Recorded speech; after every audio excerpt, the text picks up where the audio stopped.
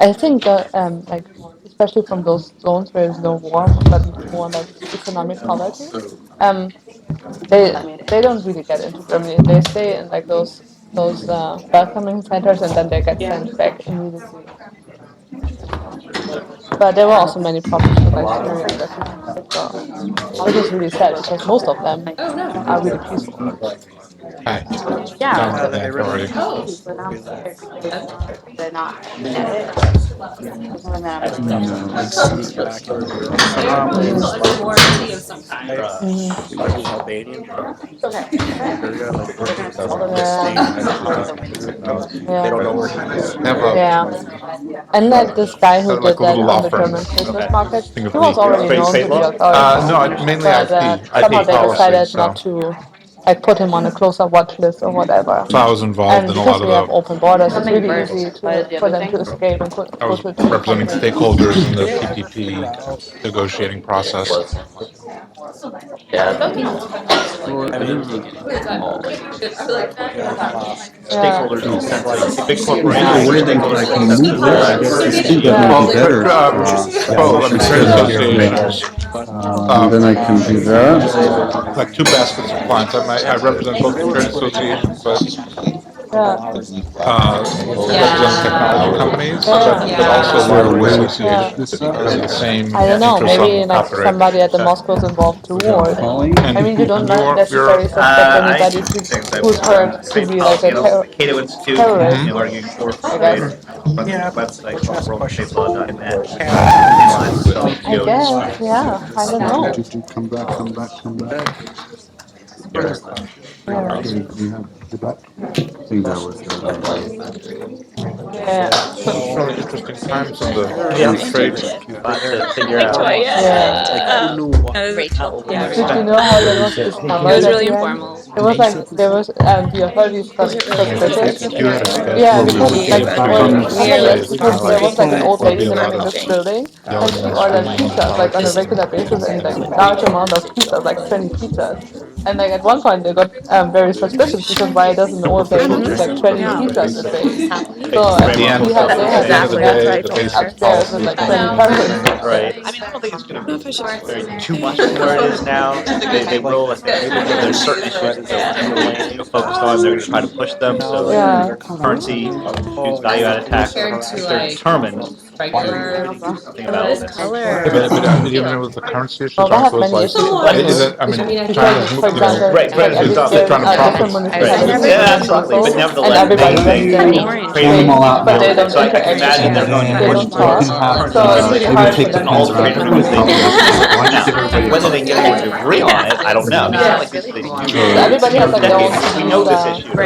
forces, But I but don't they know don't if they can really find collaborate. They don't work Really together. said I about don't know. determined so for example, like they It's bad. What's really cool, but Belgium is sometimes so divided, so but chaotic. see them say, we want to set down a mark.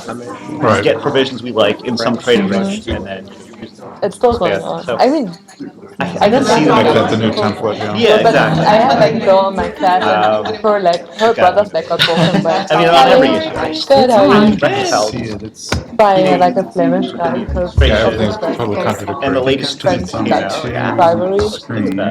I don't So we know. had Just meetings stupid. around luckily. But me and my boyfriend we live with this Belgian family. And every time they complain about it, like with the authorities, they say, well, they're Flemish, so what do you Wait, Hold on a like second, with someone- who and like why and like or Yeah. I really like No, no, Brussels. I live there for like and a I half. guess in the USTR, Yeah, light eyes. It's really nice. It's like Paris, only not as expensive Bad as person or Paris. anything, I mean, but yes, he's But I really like the French. favorite Like candidate. Brussels is more I mean, I guess in French a than sense, Flemish. the only You're a great positive friend. So I really Is it like just that. you and You him? can sit knows outside in he's summer been around it, and whereas fine like for the like pure tomorrow, 250. like that guy just has It's really reasonable. by the way? Right. Yeah, For right. He might do some crazy. Like, everybody's outside. right. Kind of hopeful that he. So ideally what we need is this on here, with But the yeah. screen on there, and notes mode. We went in But it needs to be December last year. One, Like, the first like, meeting. Yeah, something came, and then something, yeah. Something, oh, okay. we were already having Cato- a tethered tension, and then Cato like Foods deal. March, the attack Yeah. happened. It's called- And then It's we amazing. went back to People Brussels who in do summer. regulation and lower And taxes there was are like, always, hey, and maybe it this was might so actually end tense up because okay. you could see Wanna refill the soldiers bottle? everywhere, But like less the tourist big areas. This machine might guns be all right. and But What then about like, like patrolling Florida Bears, right? police That's, and I I'm don't certainly work not convinced. you less didn't feel touristy comfortable areas. sitting in a Or cafe less outside. populous. I don't know, I think like in generally public there's a lot of places. skepticism. We always Bears were in looking for general. the exit.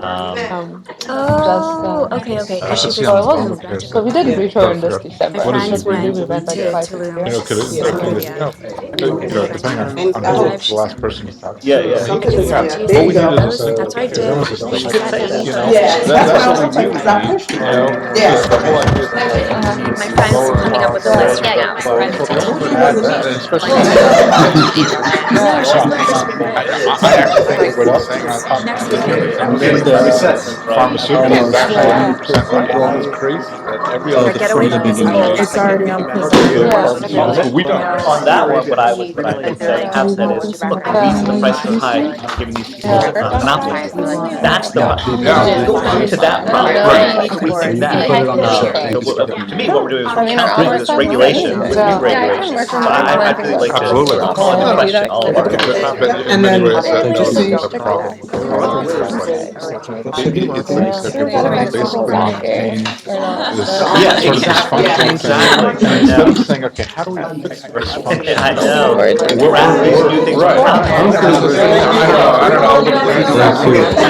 I think it's pretty clear. I don't know. There is very well. Okay, welcome. Sorry for the, there's always like a PowerPoint delay at the beginning of every conference and presentation, so you're all used to it, but it happened yet again. There will be a. I'm Sean Flynn. I'm the Associate Director of our program on information justice and intellectual property, and this event is being sponsored by a series of our different kind of organizations within the school that have an interest in trade policy.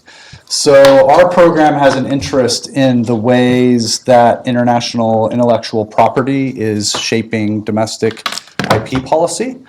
But we're also joined here by the program on international organizations, law and diplomacy, which sponsors our Geneva courses at the World Trade Organization, the World Intellectual Property Organization, and hosts events like this one, focusing on the role of international organizations in our society.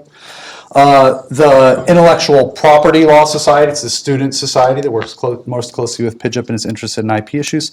The International Trade and Investment Law Society, and Gina is here with that group. And she's going to be, as we go forward, I think she's handed out some cards to everyone. And those are for you to write questions as you go along. So we'll be having a moderated discussion at the end of our keynote lecture, and Gina will collect those cards from you and we'll integrate your questions into that discussion. So in that part of the event, just catch her eye, raise your hand, and she'll be, looking around for interventions and then delivering them up to that panel. And then finally, the program on trade, investment, and development is the final institutional sponsor of the program, which is headed by Patty Day-Eli, who is going to be here today and is one of the co-sponsors of this event, but she's come down and with a cold and won't be able to join us today. So this is the first of what we expect to be kind of a series of events and lectures over the course of this semester and probably the next coming years on what has become a fabulously interesting topic in the United States. So we now, of course, on the cusp of an inauguration that will usher in a new administration that has promised to disrupt a consensus that has existed in Washington, D.C. around what trade policy should be doing, more or less, between Democrats, Republicans, Congress, the executive branch, for over 2 decades, really since the World Trade Organization agreements came into effect in 1994, and even before that as they were being negotiated. And in that period, the United States has embarked on a very large number of negotiations of free trade agreements in the bilateral sphere, and then evolving through the George W. Bush administration, the Obama administration, into what's being called here mega regionals, or sometimes referred to as plurilaterals. So large negotiations from cross sections of countries, but that don't include all countries. So they're not true multilateral negotiations, but yet they're not just one-on-one agreements. in the bilateral or free trade agreement context. And so we're starting off, this kind of series of discussions around trade in the United States with the question that's raised by Jean-Baptiste's article of are we in the rise or the fall of these mega regionals? Does this new period with people assuming that the TPP, the Trans-Pacific Partnership Agreement, is not going to go into effect, the last under the George W. Bush administration, the Anti-Counterfeiting Trade Agreement, the demise of these large mega-regional trade agreements, is that true globally? Is it just shifting? Is it going to be true in the United States? We heard even Rex Tillerson say yesterday he's a proponent of the TPP. So even in this country, we're not sure where we're going. So we're going to start off with Jean-Baptiste is a friend and colleague and a professor from France who focuses his studies on the analysis of the American system. So it must feel a little bit like an American French politics professor giving a speech at the Sorbonne. So he's here to present his views on this question of the rise and fall of mega regionals from a person who both is looking at the trade question and specifically America's role in it. The article or talk that he's giving is both a self-standing article, but also a chapter in a forthcoming book called Understanding Mega Trade Deals, the Political and Economic Governance of New Cross-Regionalism. And after he gives his kind of keynote talk, we'll have a panel of other people that are engaged in this field, primarily with at least an overlap with the technology and intellectual property spheres, but not necessarily concentrating in only those issues, to answer questions and to foster really a discussion that will hopefully include you on where we're going and both reacting to this article and reacting to what's going on today. So Jean-Baptiste, is over to you. Thank you. Okay, good morning, everyone. Let me start by thanking Sean Gidget and everyone at the Program on Information Justice and Intellectual Property for having me today. This is truly an honor for me and a pleasure to be surrounded by trade experts and legal scholars to discuss these issues. Full disclosure, this article and book project was written before the Little November incident, so it had a different perspective on this, even though it was also at the time entitled The Rise and Fall of mega regionals or new cross-regionalism. I'll explain what I mean by this. So again, this is really a pleasure to be here. It's also a pleasure because I was thinking this is the first time that I'm doing a lunch talk. I've never done those before. These are very uncommon in France because at lunchtime we usually eat, drink, and talk about a lot of things, but not trade policy. There are other things more important. So, all right. So this is my first, probably not the last. So thank you for having me here again.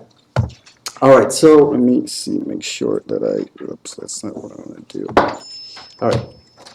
So here is the research question that I want to ask and the outline that I will follow. So what were the origins, the stakes, and what is the future of mega trade deals? So I'll focus on the United States, but also I've been working with the European Commission on impact assessment. So I'm familiar also. I'm getting more and more familiar with EU trade policy. I'm also working with Canadians, so I also have insights from North America. And so we'll focus first on the rise of new cross-regionalism and then raise the question of whether we're coming to the demise of mega trade deals.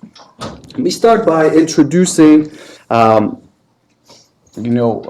presenting to what extent these agreements, the latest generation of trade agreements were different from others. But of course, they're also borrowed in many ways from others. So let me start by a short slide on the history of regionalism. With my Canadian colleagues, with whom I wrote this piece, we identified 4 cycles of regionalism since World War II. A first one, after World War II in the 50s and 70s, that was very much dominated by the Cold War context, the North-South divide,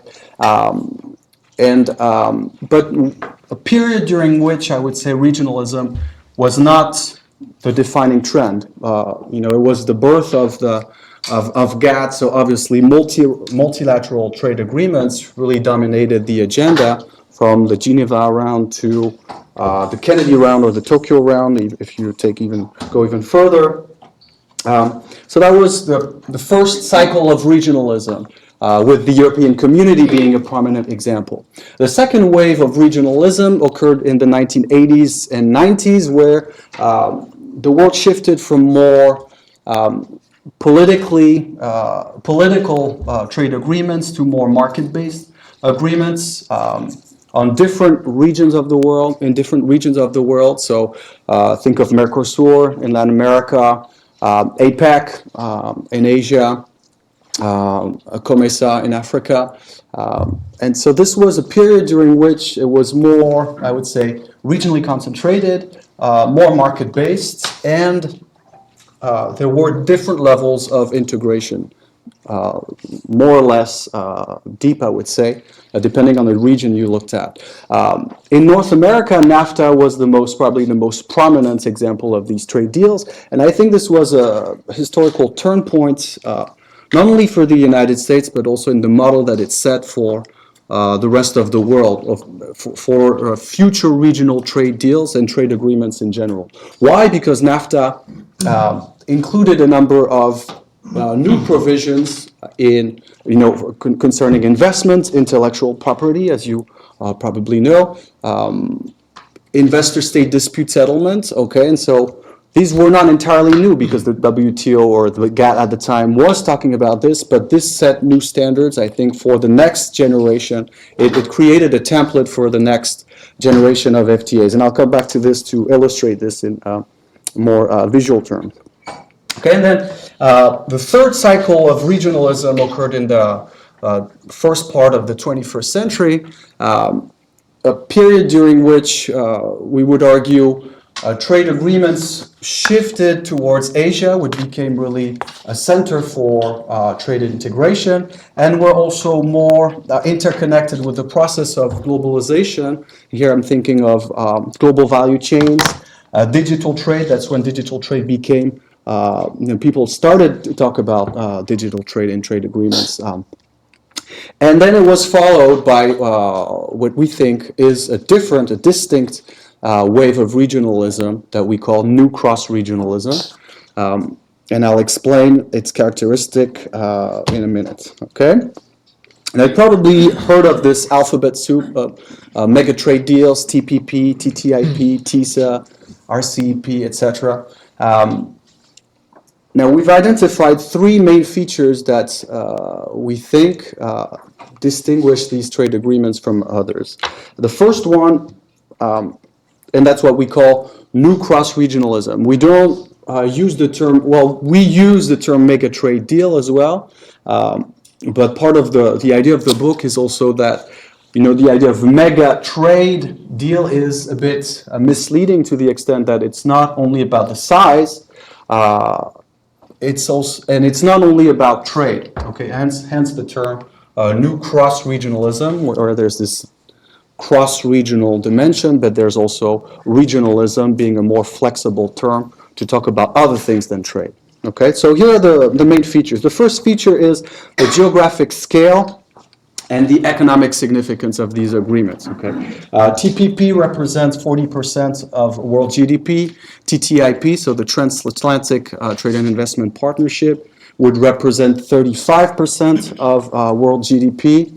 RCEP has the two countries with the largest population in the world, so we're talking about a different scale here. And obviously, when you create a precedent with this scale, it obviously has an impact on the world economy when it comes to rulemaking, but I'll come back to this later on. It's also significant to the extent that it's across regions, across continents, okay? So it brings different cultural, legal, institutional traditions together, okay? Or it confronts them, okay? And you've probably seen many examples through international law, okay? Different approaches to law, for example, the European approach or attachment to the precautionary principle, okay, when it comes to food safety, versus the U.S. emphasis on scientific evidence, okay? You've probably studied these cases between the EU and the US over hormone-treated beef or GMOs, okay? And you see that there's a cultural clash, okay? Another example would be the US contractual model, exemplified by NAFTA, and the Asian more cooperative approach to trade agreements, even though things are also changing in Asia. There's a legalization process going on in Asia as part of Asian trade agreements, and I think that's also the result of these cross-regional dynamics, okay? So that's for the first aspect. The second aspect is the unprecedented scope beyond trade with an impact at multiple levels. So I was saying earlier that these trade agreements don't only talk about trade anymore. They talk about a lot of things. Okay, if you look at what's included now, and I'll give you examples. Well, right now, actually, let me illustrate this. So here is a representation of the clauses, the chapters included in trade agreements. So here you have the list of chapters, so agriculture, customs, export taxes, SPS, etc. And here you have the list at the top, the list of free trade agreements, starting with U.S.-Israel, okay, and then NAFTA. So you see a clear shift from Israel in the mid-90s to NAFTA, okay, and signed in 1992, ratified or implemented in 1994. And you see a real shift from this moment on. Of course, there's the U.S.-Jordan exception, but NAFTA clearly set a trend for the years to come.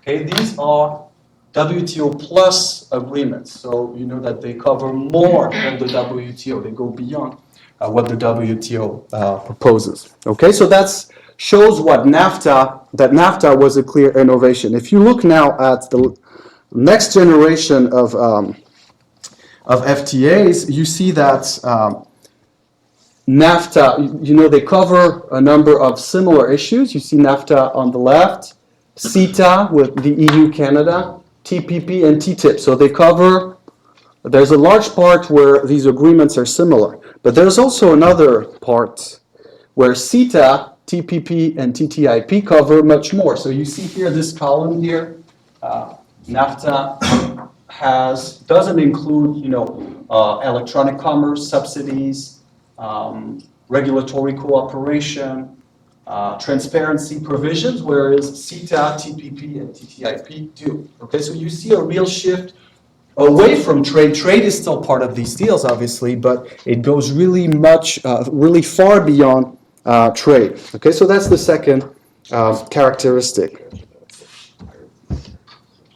The third characteristic is the malleability of what is called living agreements. So this means that they have a life after they've been ratified through a number of mechanisms such as regulatory cooperation, such as cooperative and consultative mechanisms through which civil society, to some extent, but also industry associations can try to adapt these agreements to new realities, but also through which new countries can join. Okay, so for example, TPP was an open agreement that could have included, or that could include in the future, new members. I know that Thailand was interested. Okay, there were a few. South Korea was interested in Asia. There were also Latin American countries that were interested, like Colombia, for example.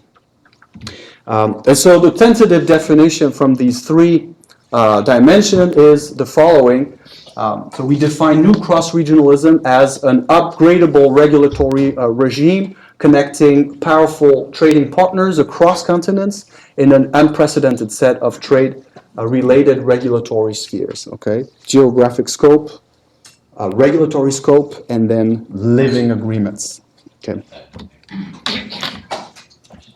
Now, what are the origins? Just a few more things about why this new wave emerged. A number of factors. The breakdown of intra-regional integration on several continents. People talk about the disintegration of NAFTA, okay, after 9/11 because of debates over on the border, obviously very topical these days. The European Union, is also, European integration has come to a halt. Brexit is the latest example, but there were other crises before, okay? Could take other examples in Africa, where inter-regional processes are more dynamic than intra-regional integration, okay? So a breakdown of, intra-regional integration on different continents.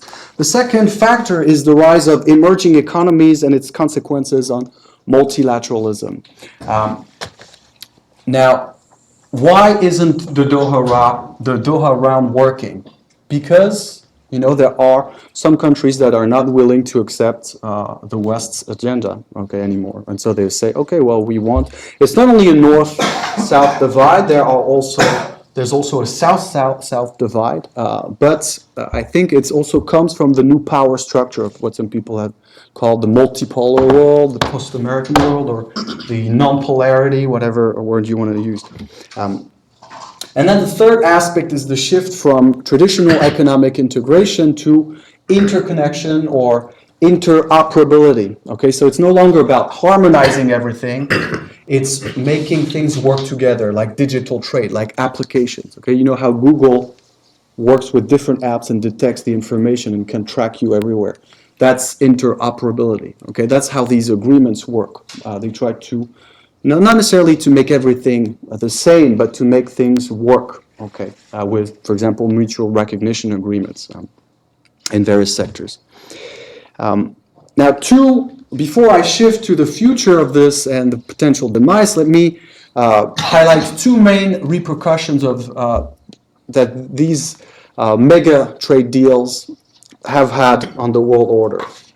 The first one has to do with geopolitical implications, and there are a number of things here I'd like to raise. The first one is the fact that there's been a blurring of hard and soft power, and the increasing importance of economic and security linkages, because these trade agreements have so much economic weight, economic significance. They have also security ramification. Now, to take just one example, TPP was often presented as a containment strategy for China, okay, simplified, I think, reduced to that sometimes, even by Obama.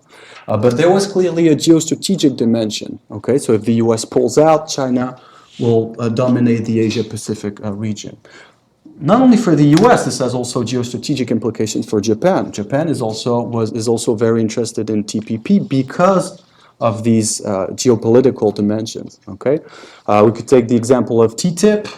If TTIP, the Transatlantic Trade and Investment Partnership, collapses, I think this, combined with the emphasis on burden sharing and not the withdrawal from NATO, but the current position of the Trump administration on NATO, if you combine these two factors, this will be, I think, a historic change in transatlantic relations. Okay, so again, economic and security linkages these issues are increasingly interconnected when you have trade agreements of that scale. The third argument that I want to raise here is the fact that these trade agreements are also contagious in a way, okay? I don't know if you've heard of the concept of competitive liberalization. It's the idea that all countries will use whatever avenue they have, whether it's bilateral deals, regional deals, or multilateral deals, to reach their objectives, okay? So if they can, let's say the US tried to negotiate the Uruguay round, and the European community wouldn't, wouldn't move on agriculture, for example. The U.S. said, okay, fine, we'll negotiate with Mexico and Canada, and you can come back to the table when you're interested. Okay, so this means that there's a race for free trade agreements in the world, and obviously when you have these large deals, this create more. This is an even greater incentive for countries to compete with one another. TPP and RCEP is the most obvious example, but there are others. If you look at each country's trade strategy, you realize that they are trying to negotiate several deals at different levels: bilateral, regional, and sometimes cross-regional. Okay. And then the fourth dimension is institution building and rule-making.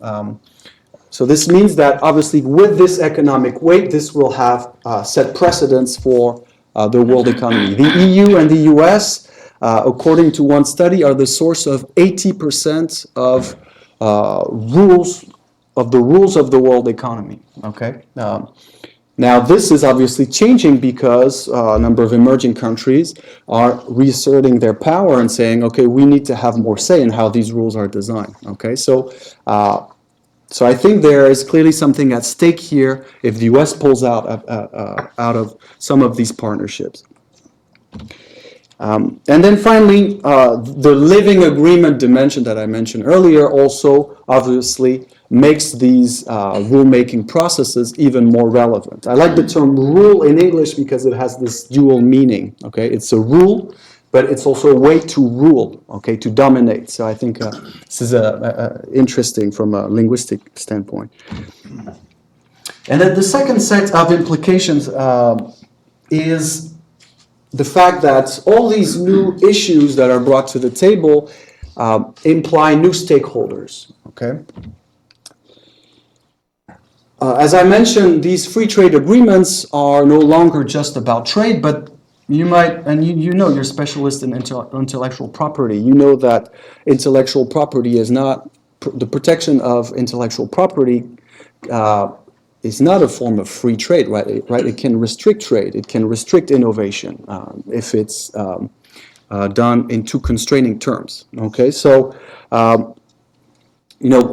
that's one thing with intellectual property. We could talk about other examples like rules of origins, agricultural subsidies, exception clauses. All these are not about free trade. So the term free trade agreement is misleading. It's not about trade only, as I explained before, because it has to do with a lot of issues, and this implies an ever-expanding circle of trade policy stakeholders. And I'll cite two examples here that I think are striking, but we could mention many others. First one has to do with digital trade and internet governance. As you're well familiar, Sean and I are involved with a network of NGOs that try to influence the policy process and to say, okay, we have a lot of things to say about internet governance and digital rights. Okay, so it shouldn't be just industry representatives that talk about these issues in closed trade negotiations, okay? So because trade agreements have increasingly encroached upon many issues that can have an impact on, our lives. Your privacy issues on Facebook, okay? That's something that could be affected by the free flow of data or the protection of privacy in trade agreements, okay? So I think that not only industry has a role to play, but also people who have more of a web user position or who defend, internet users, who are advocates of net neutrality, etc. Okay. The other example is local and regional actors. I briefly mentioned earlier that these trade agreements had an impact at multiple levels. What did I mean? I mean by this that they have, of course, ramifications or an impact on federal regulation or national regulation, but they also have an impact on the regional level and on the prerogatives of local governments. Think of procurement rules, okay? Procurement rules can determine whether a city or a state can, have a number of, can decide, if they can adopt, not Buy America preferences, but, local preferences, when they have a market to build something, okay? Procurement rules, geographical indications. Okay, I come from a region in France. Okay, I live in Paris, but grew up in a region in France where we're very proud of the cheese we make, and we make really great cheese. Now, CETA, the European-Canada trade agreement, has a list of 200 geographical indications that are protected. Now, Auvergne cheese are not in there, okay? So what does it mean? Does it mean that tomorrow Canadians can sell Saint-Nectaire, Bleu d'Auvergne, Fourme d'Ambert, all these great cheeses that we have? Okay, think about this. So for local decision makers, for a mayor, or for, these can have clear ramifications, clear impacts on the way, they carry out their mission of public servants, okay? So that's what I mean by new policy stakeholders. Now we're shifting to the second part, toward the question of whether we've come to the end of new cross-regionalism. I like to use this slide, that's my students' which makes them laugh. I tend to laugh less and less because I'm concerned, and also because the French elections are coming up soon, and I'm very scared as well. So obviously this has changed our perspective on trade deals, okay? So the question is, have we come to the end of these mega regionals? And to be able to answer this question, I think we need to take a step back on, why are these trade agreements so unpopular? So here is multiple choice test. Answer A, because it's election year. Answer B, because of the decision-making process. And answer C, it's the economy stupid. Okay, I would argue that it's part of, that all answers have some degree of truth. A quick, comparative analysis of trade policy platforms. Obama, Trump, very different leadership styles, as we saw this week, press conference and farewell address.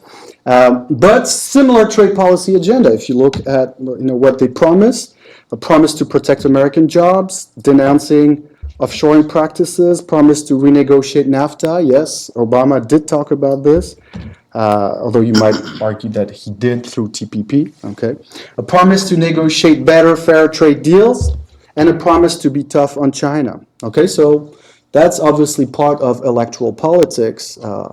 So this should reassure us, right? We're reassured. It's only about electoral campaigning, and things will go back the way they were before, but maybe not. The second reason why these trade deals are unpopular is because of the policy process. Because in response to pressure from these stakeholders, now it's true that the European Union, the United States, Canada, even Australia, but even though I know this case a bit less, but many governments have tried to respond to this pressure and say, okay, we'll try to open up the policy process to design these mechanisms whereby we will consult people a little bit more in trade agreements. We'll try to make things more transparent, as the EU has tried. Okay, so there has been some goodwill, I think, but it's been really a piecemeal approach, and that I think contrasts with a much more institutionalized way in which business associations have direct input in policy making. Now you might say, yes, because they're directly affected by these issues, but workers are also directly affected by this. And so, yes, unions are represented, but certainly not in the way that many in the business sector are represented. The second problem that has made the trade policy process controversial is the lack of transparency. You've probably heard that negotiations take place behind closed doors. So there have been attempts to open up the policy process. And the third aspect is the autarkic behavior and what we call the silo effects of trade policy makers. The fact that they encroach upon so many policy spheres, but in the end they still think like trade negotiators do. They see the world through the world of trade negotiations, so they may not have the same sensitivity as specialists in environmental protection would have. In the name, there's a good quote by a financial regulator that was interviewed by a colleague who said, the problem is that regulators can't negotiate because they don't have the latitude, and those that can negotiate don't have the expertise. Okay, so you see that there is, I think, a need for greater expertise, and not only from trade negotiators, but also from people who have worked on some of these issues for years, whether as academics or as NGOs or as policy stakeholders in general. And then the third argument is it's the economy stupid. Why are trade agreements so unpopular? Here is a graph of the manufacturing employment in the United States. Okay, you're aware that the U.S. has lost millions of jobs. More than 5 million since the early 2000s, to be more specific. And so that's also part of the reason why trade deals are particularly unpopular. This affects especially men, okay? That's why some people have talked about the end of men. Sorry, it doesn't show very well.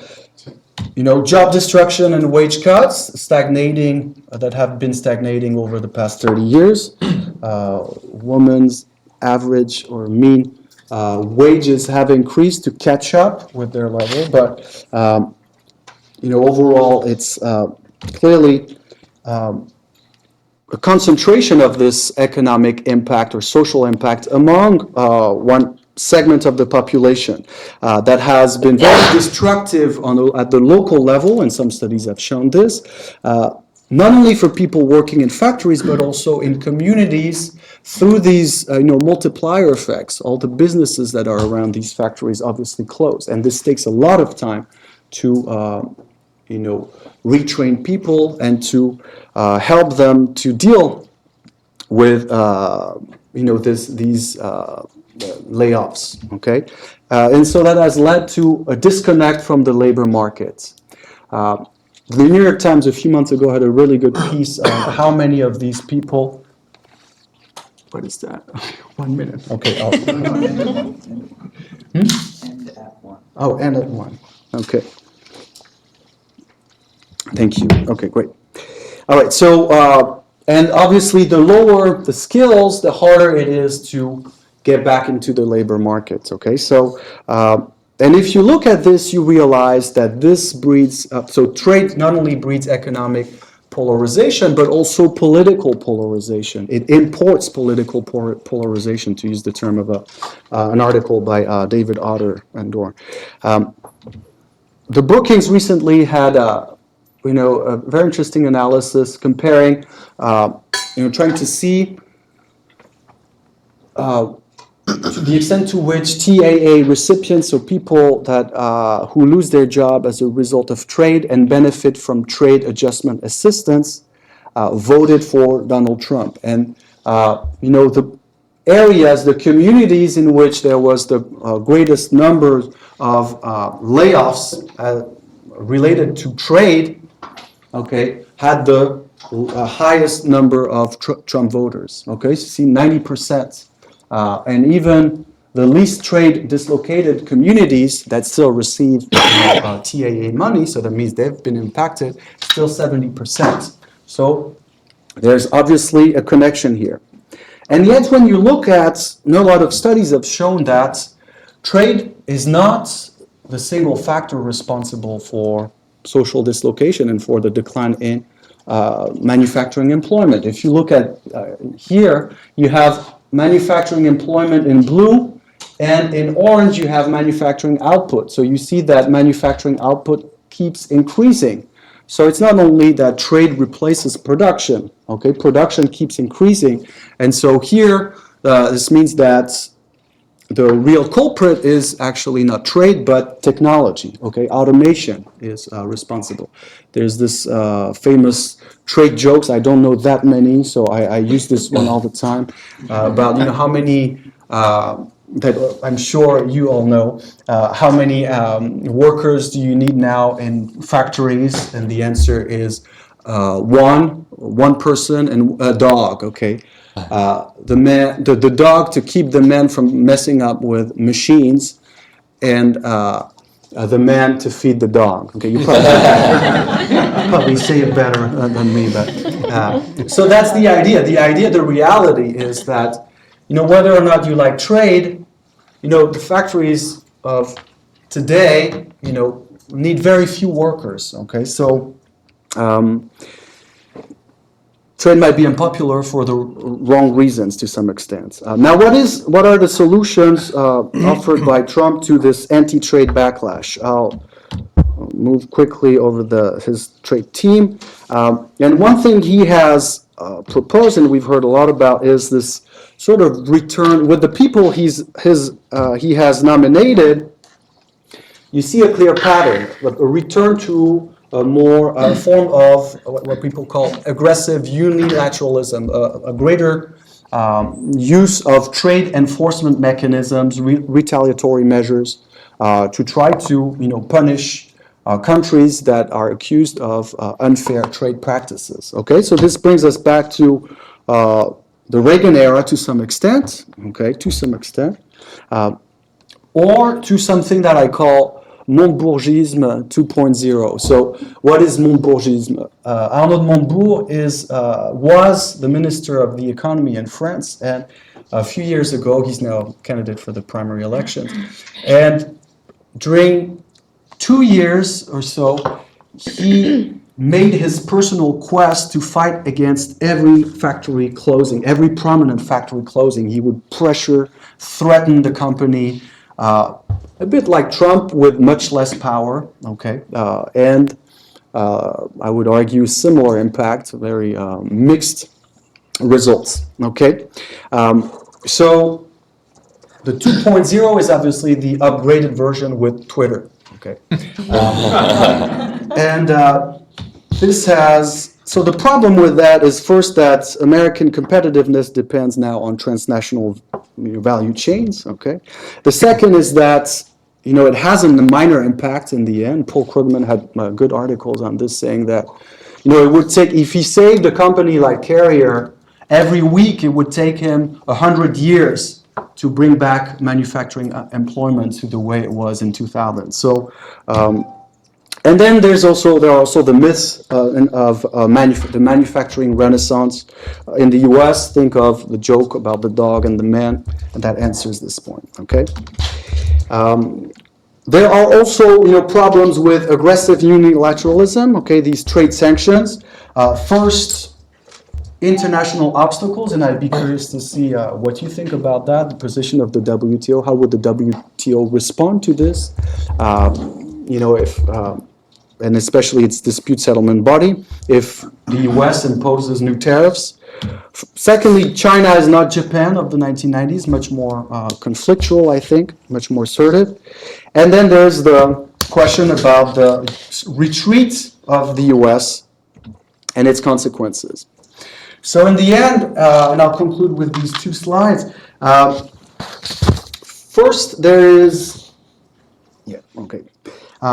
I think that despite this, the new cross-regionalism will survive in one form or another. First, because I think I hope isolationism is a myth, okay? It won't work for the reason that I mentioned. I think also anti-protection forces will push back. The U.S. Chamber of Commerce has been nice to Donald Trump so far, but if he imposes a lot of tariffs, I think a lot of sectors won't like this, starting with the retailing sector, but although think also of all these companies with transnational value chains. Also because if the U.S. pulls out, China will dominate, let's say, the Asia-Pacific region. The European Union will be happy to negotiate deals with Japan, Australia, New Zealand. And also it will survive in one form or another because usually certain provisions shift from one set of trade negotiations to another. Okay, so you see clearly a path dependency process, to use a political science term. We could discuss, I won't have time to cover this, but because I know we need to save time for the panel, a few options to bring more social justice to trade negotiations, and we can discuss this during the discussion. To conclude, I think that mega trade deals marked a departure from earlier cycles of regionalism. They have created new tensions between geostrategic imperatives and democratic necessities, democratic issues. And so the two questions that I will finish with is for the panel, and you've raised a number of these questions. Sean, what form will this new regulatory agenda take? Will it be bilateralism? Will it be minilateralism, multilateralism? And more importantly, for your country, will the U.S. lead? Will it follow? Or will it stay away from the next wave? Thank you.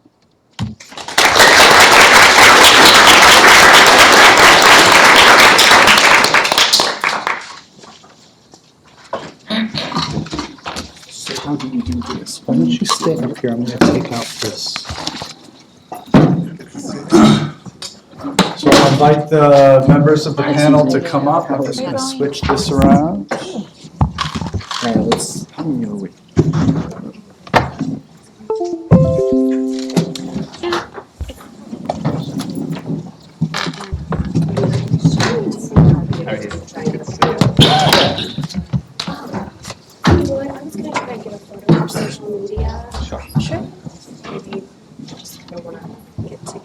But you guys just come in really quickly? Okay, she's got a phone. See, I got some water in my hand. 1, 2, 3. Get a couple more. Be on the safe side. Actually, we have different expressions. Right. Angry face. So much. Trump. Yeah, with the same pen. Yeah. Oh, wow, I'm glad. You guys stretch your hair. Good. You can adjust to the time. Well, so far it's daytime in France. Yeah. Thank God. Squeeze. I'll be tired tonight. So far, so good. Yeah. Do you have time to take a minute, or you have to go? Yeah, I'll try. Well, I always was, yeah. Get the, you guys. You know, I was in the final running too, right? I'll come down and set it. Mostly AD/CVD, WTO, but mostly. Yeah. All right. Okay, so thank you. So now we're going to shift into a more free-flowing panel discussion around these same issues. So I'm going to quickly just kind of introduce our line of speakers and then pose each of them one question. But people should feel free to kind of intervene on any of the things that we heard just now. Everybody should have a card, and there's some more around, and Gina is our takers of the questions. So as you have questions, and if you have any now, you can just raise your finger and she'll collect them to me, but she'll route the questions to me, and I can ask them down the panel. Because we want to keep this really free-flowing, I'd like to pose your question to one individual person. So please indicate who you want to ask the question to. So if we ask the same question to all of our panelists, then we'll end up just on that same question all day. So that's the rules for this session. So some of the just to highlight some of the themes that I think all of us have been talking about, but that Jean-Baptiste raised in his discussion. So there's the question he ended on, what's the future of trade agreements in this area, especially those represented by the United States? Are we in a fall? Are there any elements of the kind of the mega regional trade agreements that are on the downswing, and are there some that aren't? And what's the future of some of these kind of components he's mentioned? So the shift into regulatory issues, the lack of inclusion of some sectors of stakeholders within the process, the transparency issues, beyond just inclusion within the processes themselves, the more broader kind of public transparency issues, some of the particular issues like digital issues, which both appear in the intellectual property chapters, but also self-standing e-commerce, digital trade, etc. The future of the politics, that's hanging around all of us, but is there something about the politics of mega regionals that itself really is under threat, or was this just kind of a rhetorical framing, win for the Trump administration? The Trump personnel, you had a slide kind of identifying each of these people. Do they have a trade theory? Is there a particular theory moving in, or is there division? What do we know about who these characters are and where they're going to bring us? And finally, you mentioned some of the WTO issues. So what's the role of some of the multilateral institutions within this sphere? Are some of them rising? Are some going to become more in center stage than they were before? So maybe, Simon, I thought I'd turn over to you first. You can take any of those, but I know you're particularly interested in the regulatory shift in the mega regionals, and maybe you want to comment on that, where you see that's going, but feel free to jump on anything else. Okay. Well, thank you, Sean, and thanks to Jean-Baptiste for a great paper and presentation. I really enjoyed all different aspects to it. I think we're going to get to all the different parts. But yes, it's the scope of trade agreements is something that I've thought about and written about a lot over the years, and tried to get people's attentions in different fields of this is really an important thing. This is a big part of why trade agreements are so controversial. Maybe a big part of why they are falling, if they are. And I think I've used that before myself, the rise and fall of the trade regime, because I do see. A few years ago, I saw the potential for a fall, and now maybe we're there, maybe. And I wanted to talk a little bit. I'm going to say something pretty obscure, I think. We talk about why trade agreements have expanded in scope, and one obvious answer is, well, there's a whole bunch of lobbyists out there, special interest groups, who see trade agreements as something successful and wanted to get their issues in. And I think there's probably a lot of truth to that. Simple explanation. There's something else out there that's always bothered me, and I have a platform here, and again, this is pretty obscure, but I have a platform, so I'm going to mention it. And it's something a little more abstract. There's this term that we use in the trade law field, in trade negotiations, that I feel like contributes to confusion about what the appropriate scope of trade agreements is, and that term is market access.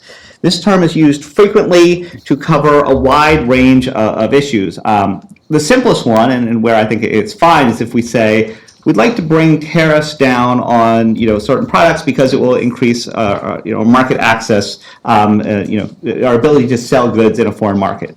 I think that's fine. But I think what's happened is we use that term to cover just about everything now. So we say, hey, your intellectual property protection standards are too low, and that interferes with our market access. So you need to strengthen your intellectual property protections.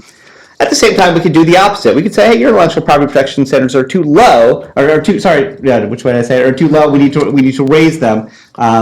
They could be too high. Either way, it could restrict market access. I got confused there. Your digital privacy protections are insufficient, and that interferes with our market access. Your food safety standards are too high. That interferes with our market access. Basically, every issue can be brought into trade agreements with this term market access. And just to illustrate it, I'll take an extreme example. You can imagine somebody making similar arguments with gun rights. You could say, hey, here in the U.S. we have really strong protections for guns. Hey, you other countries with your lower standards, you're interfering with our ability to sell guns in your market. Therefore, you need to raise your standards. Now, I think there's really nobody out there who would say we need gun rights in trade agreements to improve market access, but you could take the same principle and apply it. And I'm just trying to illustrate the absurdity of using market access this way. I think that what's happened is, we've taken this sort of business concept of, hey, I'd like access to your market, and turned it into a principle, and I don't think it really applies. So I think what we have to do instead is, sort of break down the actual principles that we could be using. So we could say, discrimination against foreign products is bad. We need to have an anti-protectionism principle in trade agreements. And that would work. Or we could say something like, we need, food safety standards have to be based on science. We need science-based regulation. That's a principle in trade agreements. We can talk about whether that's appropriate. Or you could have particular intellectual property provisions, like a patent term of 20 years or a copyright term of life of the author plus 70 years. We can talk about whether those principles make sense. But basically, we have to get away from these sort of vague generalizations that obscure the issues and get into the actual principles involved. And I think that would give us a better basis for a discussion of what is the proper scope of trade agreements. I'll leave it there. And Simon Lester is with the Cato Institute and works on trade policy there. So Susan Aronson from GW University, I mean, some of your research has been around both the kind of digital inclusion issues and also the politics of these agreements. From that perspective, what are some of your insights on where we're going with mega regionals in those areas? Well, can I just respond through the lens of Simon's comments, which is, I don't think about them in terms of market access, although clearly that's quite true. I think about it as establishing the rule of law among different regulatory cultures. And that's why I find Trump's ascension so disturbing, because in almost every sphere, domestic, foreign, he and his administration are disregarding the rule of law and long-established norms and abandoning them not because they have not proven to have worked, but abandoning them with no actual rationale whatsoever, except that, some people have lost their jobs as a result of automation and or trade. And to me, that's a very dangerous rubric, because I basically believe that I'm an economic historian, so I'm interested in how economic ideas and institutions change over time. And it seems to me as Simon has said, we've sort of lost sight of what we really want to do with these regulations, because that's what they are, right? Shared set of rules governing trade. So we've done a lousy job of communicating around the world as to what these agreements do and why they're in people's interests, some of the time, and not all the time, right? Because, at the very same time, as a mother, as a taxpayer, I might benefit, as a shareholder, I might benefit from, let's say, TPP. I might lose in my job, or someone who cares deeply about workers' rights, or who cares about digital trade and digital rights. So it's so complex, but I think we have failed to explain this. And if we had better civics education about trade agreements would be a part of it, but we don't. So, end of that shtick. The rubric really worries me also, because just like with the healthcare debate, right? We've seen, Congress say we've taken the first step to repeal Obamacare, but they haven't come up with replacement yet. And again, you must show a path, and why that path is going to lead us to a sunnier tomorrow. Okay, and I don't see that in the absence of trade agreements. I certainly don't see it in terms of protectionism. Let me give you an example why, so that I can get into what Sean actually asked me, which is digital trade, right? The platform is global. It must be interoperable.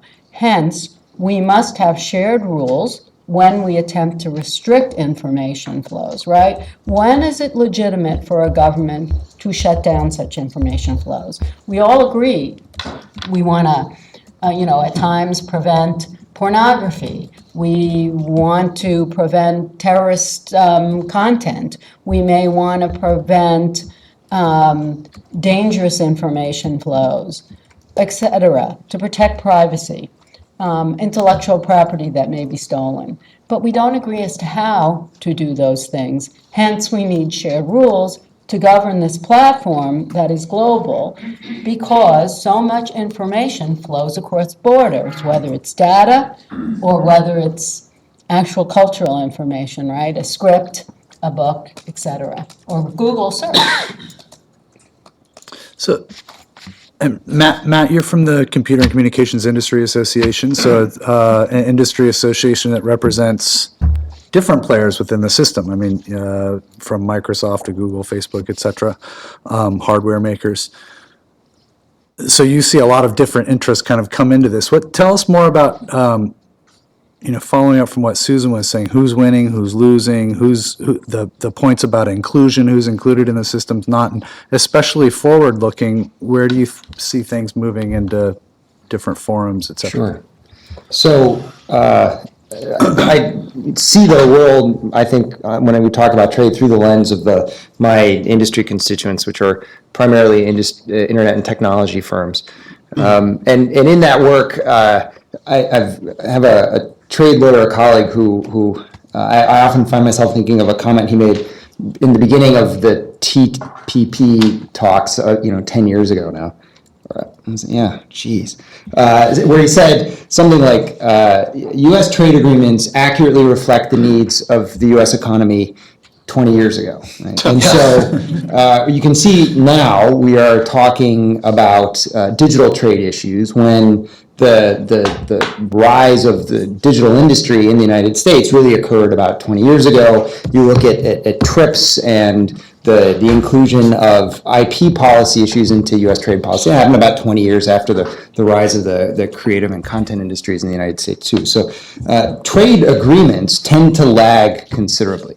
That's not necessarily the case for trade policy per se. I think it's important to disaggregate trade policy and trade agreements. You can have trade policy without having trade agreements, and that is trade policy is far less sclerotic, frankly. It's far more dynamic. It changes in time much more quickly. It's just for obvious reasons. When you're negotiating about text on the page, a lot of times the starting point is whatever we did last time. Precedent is policy, and so for that reason, you can look at language in TPP that is a carbon copy of language decades ago in TRIPS. Right?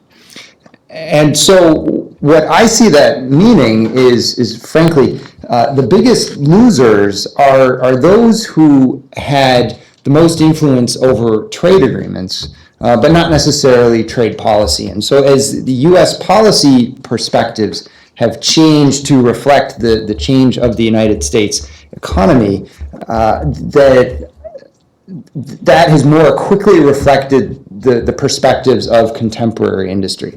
And so, interestingly, the decline of these multinational regional mega agreements could have the interesting effect of, at least in the long run, modernizing trade policy by sidelining a lot of the repositories of incumbent policy. And assuming that we move towards, and continue moving towards promoting international trade, which we certainly think is very important, that could provide a much needed reboot, right? Where we sideline some language that was very aggressively defended by incumbents, but would not necessarily be what we would write today if we sat down to write a trade agreement. And so when you hear people talking about TPP, one of the things people point out is that it is the first trade agreement with binding disciplines and commitments on e-commerce and a lot of internet-related issues. And as a result of that, that must mean it's really bad for internet constituencies. And I think that's partly true. It's certainly true. But then again, if you sat down and wrote a trade agreement today to sort of reflect the needs of internet constituencies, you would unlikely wind up with TPP. I think it would be a very different kind of agreement. And so I think what's interesting about the movement away from agreements, these mega deals, and more towards routine policymaking is that it might actually have the effect of disrupting some sort of incumbent norms that are just baked into language that everybody's afraid to change because it's been around for so long. So Jonathan Bend is a copyright expert with increasingly international roles both in trade and WTO, WIPO, etc. Bring us up to date on kind of where copyright policy is going, and especially the emerging of new kind of user rights issues within the TPP and whether those are going to translate into other forums, and what other mega regionals are out there? I mean, have you been watching RCEP and things like that for what's happening to those TPP standards in other places? Right, thank you. So just a tiny bit of background. TPP has many different chapters, and I completely agree with Simon's point about sort of like there's been this mission creep, and these agreements have taken on broader and broader scope over time. And so TPP has an intellectual property chapter. Within the intellectual property chapter, there's provisions about patents, trademarks, copyrights. On the whole, the copyright protections have in all the various trade agreements there always seem to be expanding the scope of copyright protection.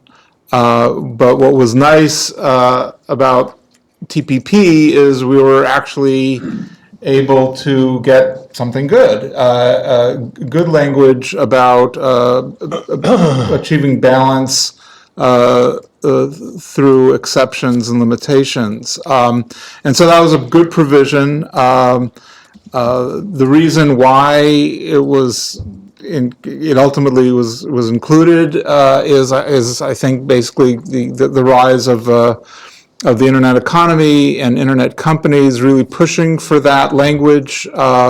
So in the past you've always had the only the only people showing up to the table in lobbying USTR were people who wanted more protection in terms of companies, right? You always had civil society, but civil society really never counts in these discussions, sadly. But then you had for the first time sort of like an intersector split, so that you had let's say entertainment companies who were pushing for more copyright protection, and you had internet companies who said, wait a minute, we need to have balance, we need to have limitations and exceptions. And so that changed the dynamic, and so instead of having this one-way ratchet always up, you had some good language in TPP. Now we have, as we know right now, TPP isn't going forward. But that language seems to be perhaps going forward in another trade agreement that Jean-Baptiste mentioned, which is the RCEP, which includes China and India, and then other Asian countries, and it of course, there's very little transparency into those negotiations, but there was a leaked text, and the leaked text showed that at least the Australians, I believe, seem to be pushing for inclusion of this language concerning balance, at least in the copyright sphere. So it seems that even if TPP doesn't go forward, it may go forward in at least this other agreement, which probably will be, if not as big as TPP, almost as big as TPP. Just one last point, which is, even though TPP is certainly dead right now in the United States, I just have to believe that within a couple of years, it'll reappear, but it might be rebranded. It might be the Trump-Pacific Partnership Agreement instead of the Trans-Pacific Partnership Agreement. Once it's rebranded, you make a couple of changes, and then you send out a tweet about how it's an awesome agreement. And I'm only half kidding. Right? I mean, I think the thing is that all these trade agreements are so incredibly complicated, and there's a lot of horse trading, and it's so one of the things, of course, that Trump was always saying is we need stronger, we bad agreement, we need to make a stronger agreement, and then the question is, well, what does that look like? What does that mean? And certainly, Senator Hatch said, a stronger agreement means stronger protections for the pharmaceutical industry, right? But Trump, of course, would say, no, that's, it's the exact opposite.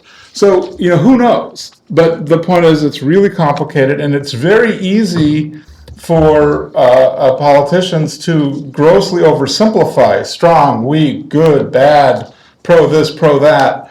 And so, but certainly in a tweet, the president can bless a renegotiated agreement that really might just have a new name and new numbers. And maybe one other provision that somehow that makes it a stronger agreement. And then, everyone, as you said, the U.S. Chamber of Commerce will be out there pushing it, and then everyone will say, yes, okay, this is good enough. So wrapping up this line of questions with Jamie. So James Love works at Knowledge Ecology International, which is a consumer-oriented think tank and NGO that works around these issues, especially on intellectual property. I'm tempted to just have you respond to anything, but I mean, one of the things that you've been working on over the last, 10 years, while a lot of consumer groups have been fighting FTAs, and you've done your share of that as well, but is on a positive agenda, places like WIPO, Marrakesh Treaty for the blind, et cetera. Do you see forum strategies for doing positive things in international IP from a consumer's perspective in the future? Or just respond to everything you heard. Well, thank you. I was going to expand on Simon's suggestion of mission creep. I was going to suggest some positive mission creep proposals here. There you go. I have a lot to say about the. Can you hear me okay? I have a lot to say about the intellectual property things, but I'll kind of hold off for a second on those. One would be on tax avoidance. Right now, there's kind of a race to the bottom in collecting taxes from corporations. And companies will say, well, if you don't lower our tax, we'll move offshore, something like that. And you see the amount of corporate taxes really declining over time. And that just means that the taxes that have to be made up somewhere else, or you run a deficit or something like that. So I think there's now 29, most OECD countries are, and also this has to do with taxing also super wealthy individuals as well. So I think there was a model for this, the multi-state tax compact at the state level. I was familiar with.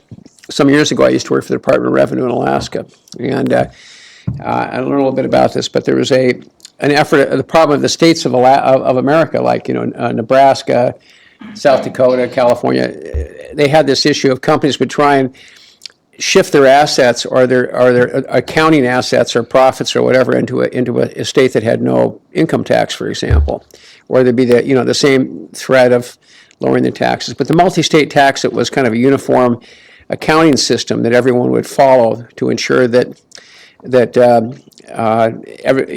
had some sort of rational way of sort of identifying transfer pricing and stuff like that on taxes. So I think this is actually a really useful thing to talk about, because the ability to sustain the state through taxes and to make taxes fair and to make less gaming of the system, I think is something that every campaign, everybody talks about making the system, kind of less full of loopholes and less gamed by people. Another issue is transparency. There's lots of, I think of transparency as kind of a mega issue. I work in the area of pharmaceuticals, where there's a lot of interest on pharmaceutical disclosure. And when California considered a bill to make R&D cost more transparent, the company said, look, we have a lot of jobs in California. Why are you screwing around with us? Why are you being such a hostile thing? It'll cause us to move our jobs out of state if we're perceived to be kind of an enemy of the industry like that. And a lot of people, when they're trying to negotiate prices or something, the companies will say, we'll give you a lower price as long as you keep it secret.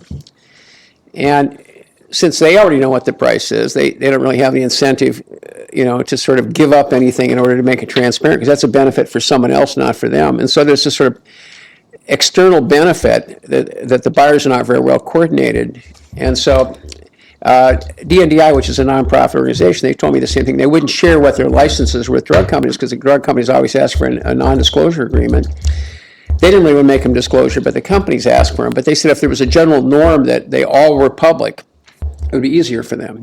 So whether it's what you've seen in the area of energy policy, where they try and get oil companies to identify who gets the money to make sure it doesn't go to a corrupt head of state in an African country or something like that, or so people can see the money that's supposed to go into the treasury, or whether it's issues about origin of foods, or whether it's R&D cost. I think transparency is sort of a mega issue that's a good issue to talk about, because often the benefits are, particularly in disclosure, the benefits are often global. And often it's difficult for a small player to lay down a heavy marker on the transportation front without paying some price. Research and development of medicine is an area where a lot of the important research is in the public sector. It's not appropriable. You can't appropriate it through intellectual property rights. Much of what the NIH does would fit in that category. A lot of countries underinvest in that area. That's an area. Climate change, I think it's obvious that there's already negotiations in this area that are related to this, that it's really going to be, we're expecting the Trump administration to walk away from these commitments, but these aren't perceived as trade negotiations, but I mean, the issues are very, they're very much these cross-border cooperation things. And one of the reasons why trade agreements come up is because they're considered more enforceable than other agreements, because trade agreements have the ability, because they have so many things in them, and they include tariffs and stuff like that, the ability to punish a player which doesn't comply with a trade agreement is considered to be much different than something that's not called a trade agreement. So sometimes people will ask the question, should this negotiation be considered part of a trade agreement or attached to a constellation of trade agreements where you can enforce it more, or should it be a standalone thing? Patent buyouts is an area where you can imagine, like the hepatitis C, certain vaccines, things that come in the market have some big global impact, big public interest in it. You can imagine that collectively a lot of countries could get together and buy out the IP on it. It might be achieved much better, particularly if you have a communicable disease where you have human transmission. Humanitarian funding, there's underfunding of a lot of humanitarian programs, everything from refugees to the Global Fund for HIV. Deforestation, there's a provision in the U.S.-Peru FTA to protect deforestation in Peru. You can imagine really that these things be scaled up a lot more.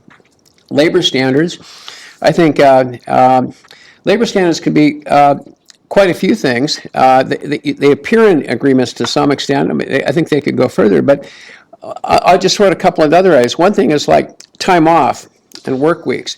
I think for a while in France, they were pushing to shorter work weeks and more time off. And the argument is if you do that, you're going to be less competitive versus other countries. I can think of nothing more precious for humanity than to give people more time where they do not have to work, where they basically, that's basically the big benefit you get is the ability to take a little bit of time off and go to that, that vacation you've been planning, or visit your relatives, or go camping, or whatever the heck it is, go skiing, whatever it is you like to do. We don't really have enough of it. And things are getting worse and worse in that regard. So that's really, in a way, it's an area where you have an excess amount of competition squeezing away leisure time, I think. And so it's insane that as humanity, that there was a period when we were getting more and more leisure time, when labor unions were stronger and they were pushing for shorter work weeks and things like that. And unions are like going to hell, right? They're like, they're not going to hell, but like they're being attacked all the time and they're being weakened by everybody. So it could be that you could imagine that leisure time would be something that you'd want to protect among countries. Cross-border educational opportunities. My son went to school in Montreal. We paid French tuition. We were quite fortunate because he was a dual citizen. But the ability of a student to study in different, DC has, right? Don't they have this program where you can go in different states and things like that? Some states have, Alaska had exchange programs with some states. I think this is like really a positive thing. If you allow students in one area to study, you become more cosmopolitan. You learn things. You gain connections. I think those are possible. Better standards for airlines is my favorite. I would like to see more space on airplanes for your knees. And your butt, I fly a lot. I just started to notice, just increasingly how unbelievably bad airline comfort's getting, and that also is an area of excessive amount of competition because you're flying for an employer, you're a worker, and then you're always told you have to take the cheapest flight. And so the airlines, to get the cheapest flight, they everything, all amenities are gone. But I think a safety issue is really the lack of space on flights. I could go on and on, but I think that there are areas where if you envision the trade agreement as something uplifting humanity, there's plenty of stuff that you could imagine that could go into agreements. So the next question is, which of those are going to come up under Trump, right? So Simon, we were talking about this a little bit before the start of this show, but the possibilities for unilateral action. You know, we've had several threats by the incoming president of raising tariffs on various countries for various things, or even individual companies. What are some of the means through U.S. law that might happen? And since this is a law school, if you want to point to some laws that lawyers, the law students might want to actually look at, it would be useful. Well, my take on this a couple months ago was that, well, we have all these trade agreements and Trump couldn't unilaterally withdraw, there's implementing statutes and he can't just withdraw them. He'd have to get Congress to go along. But then some trade lawyers looked around and they dusted off all these old statutes that exist out there under which Congress has given the president authority to raise tariffs. And it turns out that some of the trade agreements themselves have language that appears to let the president do some things unilaterally. And so I and many others were surprised by this. We had a meeting yesterday at the Cato Institute where we brought a lot of people in to sort of talk about what's the potential scope for this. How much discretion does President Trump actually have to act unilaterally, to impose a 35% tariff on Mexico or 45% tariff on China, or specific tariffs on particular companies, or a sort of 5 or 10% across the board tariff. All of these possibilities, are out there. I would point you to, for people who want to look at this, Gary Huffbauer of the Peterson Institute. I think he feels a little bad about it. He's the one who pointed this out initially. So here are all the statutory provisions that President Trump could use. Law firm White and Case did a pretty good analysis on their website, and there's something from the Congressional Research Service too on that. I don't have a site for you. So my take on it is, there's a lot more discretion than I thought. If the Trump administration really wanted to push the boundaries on these things, they could cite to these various statutes out there, which are pretty vague, and say, on the basis of the U.S. trade deficit and the balance of payments issues that causes, we have the authority to impose a 10% tariff on all imports. Now, they could do that. Now, somebody might challenge it in court, and we'd have to fight about what this statute means and whether the action was within the bounds of discretion. There would be a massive political battle over this, I think. I mean, many of the Republican leadership is very pro-trade, and they would object to this. So, but again, if the Trump administration wanted to push this, I think they could. I think it's unlikely that they will. I think there are other issues that have priority that they want to work with the Republican leadership on. So healthcare and tax reform are a couple important ones. So the idea that they're going to, choose to battle on trade, and it just seems unlikely to me, especially because they have so many other alternatives. There's the usual anti-dumping, countervailing duty laws that you can use to do similar things. Why not just do that? If you don't feel like you have sufficient discretion under these existing laws, well, push the boundaries a bit, come up with new interpretations. There's got to be things you could do there that would get you, somewhat, goes a little bit, down the direction of unilateral trade action without completely abusing it and flouting international trade rules and domestic statutes and starting these political, intra-Republican battles. So that's my take on it. I've got a couple questions for Jean-Baptiste. So one is people were interested in hearing more about your kind of social justice agenda. So the part in the last part of the talk that we skipped over, but what are some of the elements of what you see as a possible social justice agenda? And if it's within that, there's another question around where you kind of see the issue of ISDS going, which may be an interesting issue to take up with others around if there is a renegotiation of NAFTA, what kind of issues might you see popping up either from the administration or for other groups that people might be asking for? Okay, thank you for the question. one thing about, so I had a list with a number of items to, bring more social justice to trade agreements and try to deal with inequality. Jamie mentioned labor standards, I think, and Susan works on this a lot. There are things that can be done to strengthen labor standards, not only if in trade agreements, but also outside of trade agreements. Now, obviously, China has no FTA with the United States, but I think it has had the greatest impact on the U.S. Labor force since 2000. So the question is how then? So here, that's where you probably have a better sense of what's feasible through international law.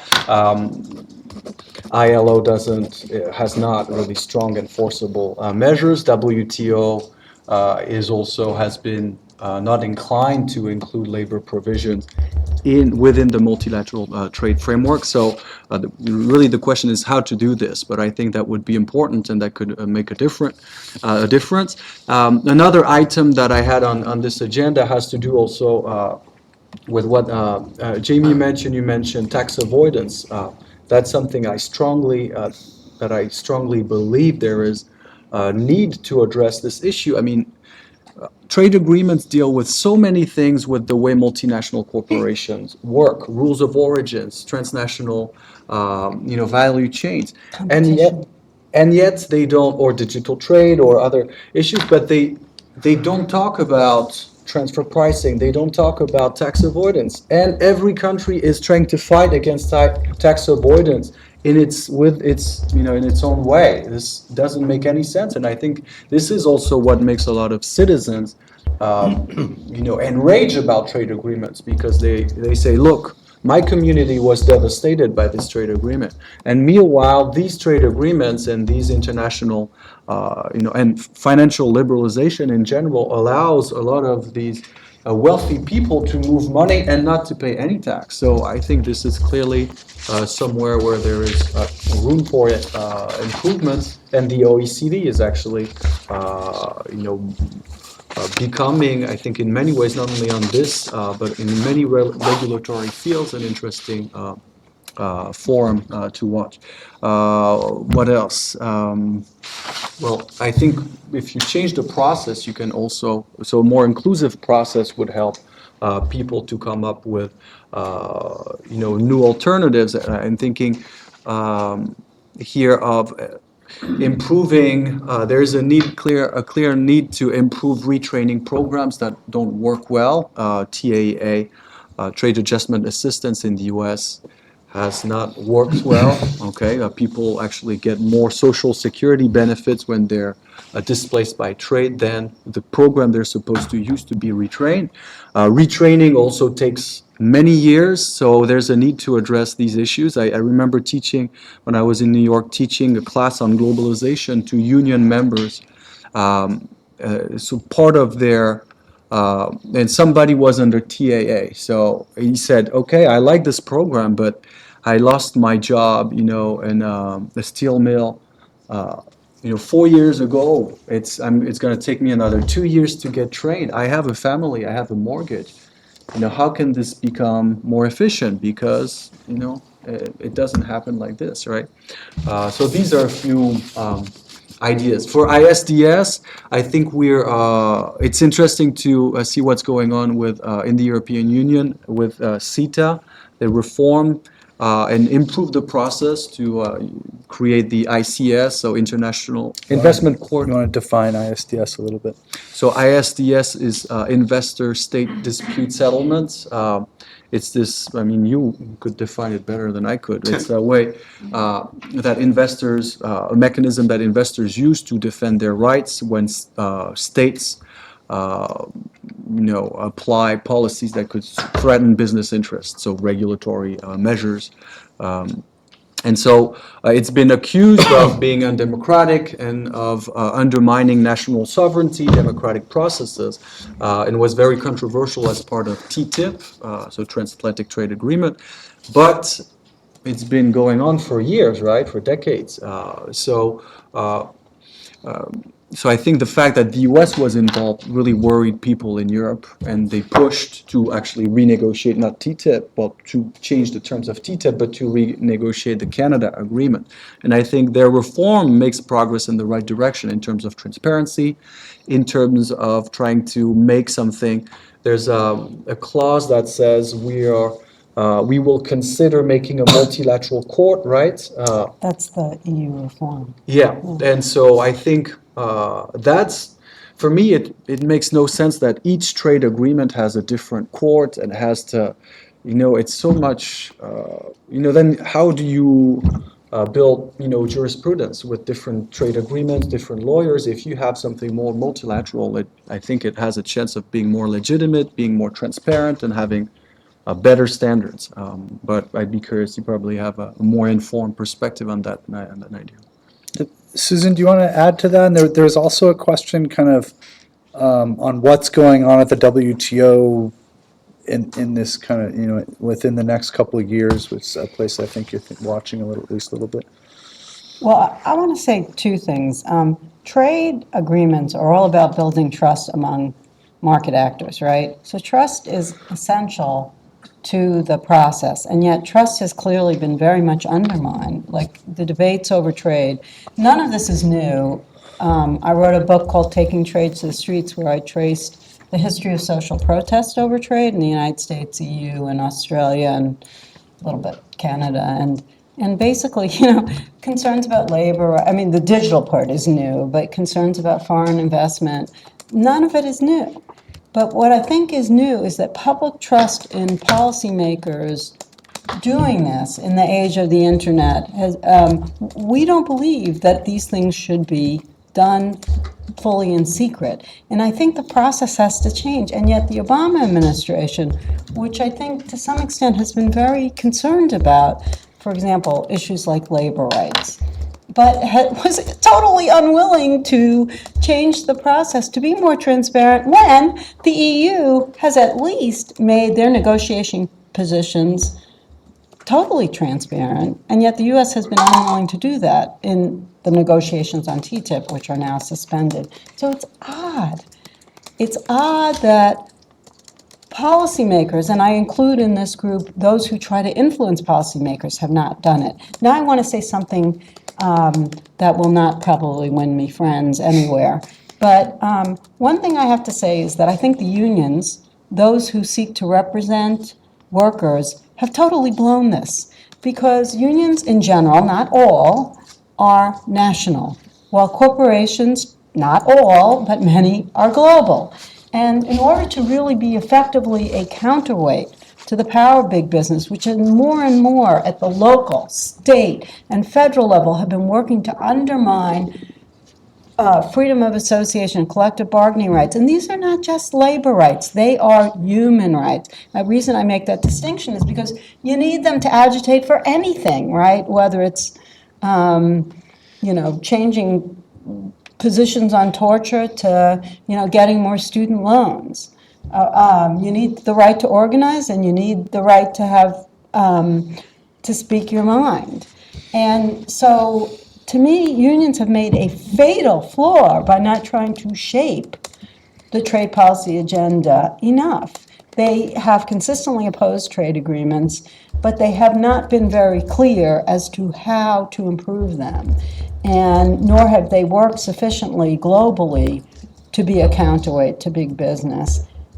So I'm pointing out two problems. One, academics like people studying and scholars and think tank people and activists have to figure out a strategy to build trust in some system of rules. I don't oppose starting again, but I actually think the current system could use some reforms that would make it much better. And a key reform would be to try to find ways to say, here's what we're going to negotiate, here's how we're going to negotiate, what do you think of this to the larger public? For example, crowdsourcing. I don't want to spend too much time on this, but there's a whole bunch of ideas that we can do that will improve the process, that will build trust, that will lead to, I think, both good solutions, but also solutions that people believe in and feel are have been developed in their interests. At the WTO, not much is happening. And I think, that's part of the frustration too. Sean, can I? Yeah. I want to add, there's a few things that I think we maybe, glossed over in talking about. This is intended to be totally descriptive. I'm not sort of saying how we should do things, but rather just how we do them. And maybe, and I don't really consider myself a trade lawyer. I'm more of an internet lawyer who was sort of shanghaied into the trade community at a time when my industry realized that they really cared about trade. So sometimes I stand outside looking in, I'm thinking, maybe we're not really unpacking all of this. And part of it is just why things get tradified, right? And what it means when that happens. So this is probably self-evident to everybody who's a trade lawyer, but probably the best example of thrusting subject matter issues into trade policy is the TRIPS agreement in the early 90s, when major IP owners, primarily in the United States, decided that they wanted IP to be part of the trade agenda. And the argument was, as Simon said, market access. But why did that happen in the first place? I think Jamie mentioned, it's because you have the ability to, there are dispute resolution processes, right? So most of the stuff that's in TRIPS is already in pre-existing international agreements, or at least a lot of it, right? Berne and Paris, right? So you can find agreements where the TRIPS norms already existed. So why did we do it? Well, it's because rights holders wanted a mechanism. That's true for copyright. Yeah, I mean, I for think patent it's a little different. Yes, and there's also, we have trademark issues. There are a lot of issues, but generally speaking, when something goes into a trade agreement, it is more often than not an existing norm somewhere, or it's a variation on a norm. But we tend not to place principles written wholly on new cloth into trade agreements. They, by and large, are previous norms, a word I use descriptively, that have graduated into something that trade negotiators are willing to make dispute resolution enforceable. And so actually ISDS is to some extent an example of that as well. There have been dispute resolution mechanisms in bilateral investment treaties beforehand, which were, which were a result of people saying to states, well, we're afraid to invest in your country because you're afraid you're going to nationalize our factory.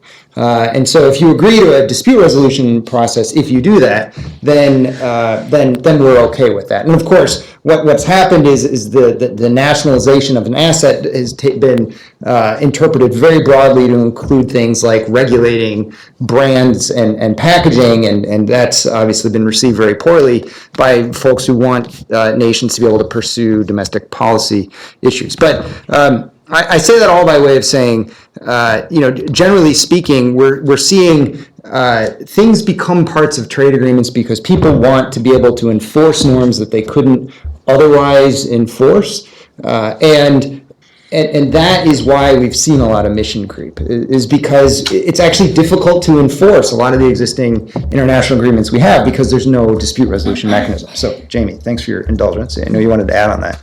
Go ahead, pick up, Jim.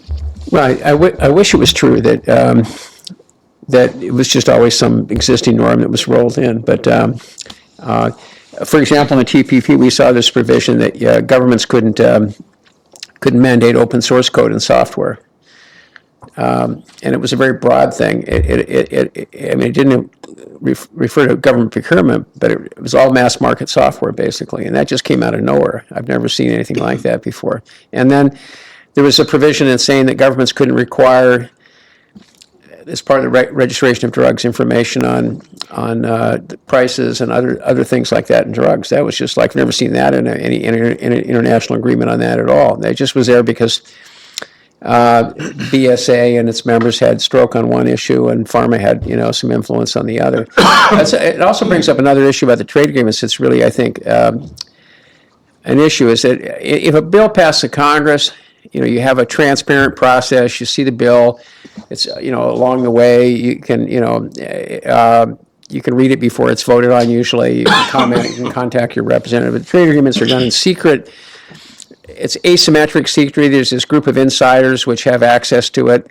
there's revolving door, and a lot of those people are the people that get the inside. So you have the corporate guys know what it is. You don't know what it is. There's no real public debate on that. That's why we didn't see the open source code things in the TPP. We never had access to that part of the text. We never saw the part about not being able to show the price of drugs, until it was pretty late that it was in the agreement. So, and then once the trade agreement's done, it's almost impossible to change the trade agreement. So you could, if you make a mistake in a law, you can try and get the Congress to change the law, and the Congress does that. But if you look at the number of times, the Berne Convention for copyright, it used to be amended about every 7 or 12 years or so. It hasn't really been substantively amended since 1979, ever since they let developing countries into from Africa and Asia into the agreement, and it's extremely difficult to change the WTO agreements, as everyone knows. It's going to be really hard to change NAFTA, which only involves 3 countries, and there's like a mandate to change it right now from the president. So I think that the fact that these trade agreements are these super laws where you vote once and you never vote again, it's a different form of democracy than we're used to. We're used to the idea that, okay, maybe the Constitution of the United States was that's kind of a deal where it's extremely difficult to change it. But everything that goes into a trade agreement doesn't have this sort of legitimacy that a constitutional amendment has to the U.S. Constitution. I mean, that's essentially what we're doing in these trade agreements. Jump in. Yeah, if I actually want to respond to something Susan said and actually defend the honor of the unions, even though I don't represent them. But the unions actually have been in the trenches on the trade agreements for a very long time, and they were often the only people working either against them or to improve them. It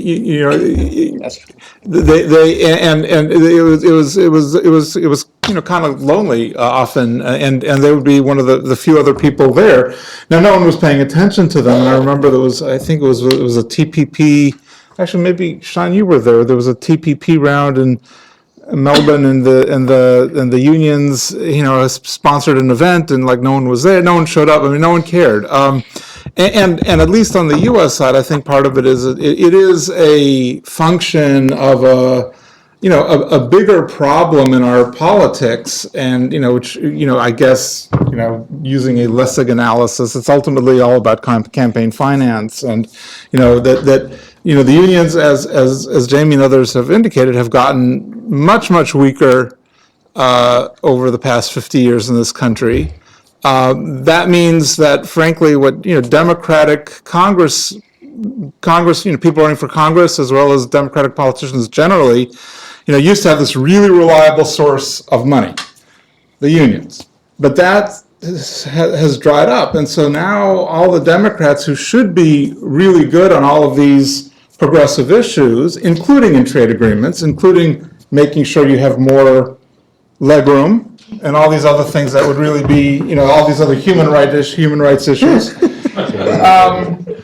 They all have to get money from corporations. They need to have the same kind of fundraisers that all the Republicans have, and they're chasing after the same dollars the Republicans are. And so, and that really is I believe a big shift over the past several decades. And so, at this point, on a lot of issues, you would say, well, gee, this is a progressive issue, or you would think that a Democratic congressman would be, you should say they should be on our side. But the truth is, they don't necessarily care, especially if it's a technical issue. The question is where are all the dollars? And unless you can promise them a lot of voters, which you typically can't on an intellectual property issue, for example, they're going to look after the dollars. And the dollars those are the corporations, the Chamber of Commerce, the employers in the district, and so forth. And so it's sad. We can tweet that out, sad. But it's a fact that on a lot of issues, the difference between Democrats and Republicans are not as big as it used to be, and a lot of that is a function of the unions getting weaker, not being able to provide the same kind of finance and get out the vote support and so forth that they used to, and so that so it all is wrapped up. But the net effect is that there isn't as much political support in Congress and elsewhere as one would hope for a lot of these kinds of social justice issues. Susan? Yeah, I really want to respond to that. I'm sorry I didn't communicate effectively, but basically I'm talking about unions globally. I totally agree with your analysis in terms of political clout, but I do think, I'm probably, are you a union member? The only union member on this panel, actually, and the reason I was late is I'm trying to finish up a proposal on labor rights in trade agreements. Do they work?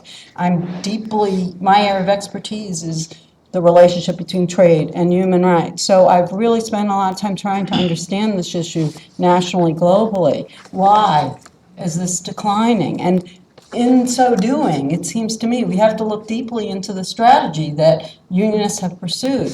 Here's another point that I think is really important. Because unions have been under attack around the world, right? But probably more so in the United States because of the right to work tradition and the power of big business in the United States. Remember, in countries like Sweden, as example, where it's also on decline, but it's still a substantial portion. Many workers are contingent workers. And so they're not covered by unions, never would be. There's no language in trade agreements to talk about the new world of work.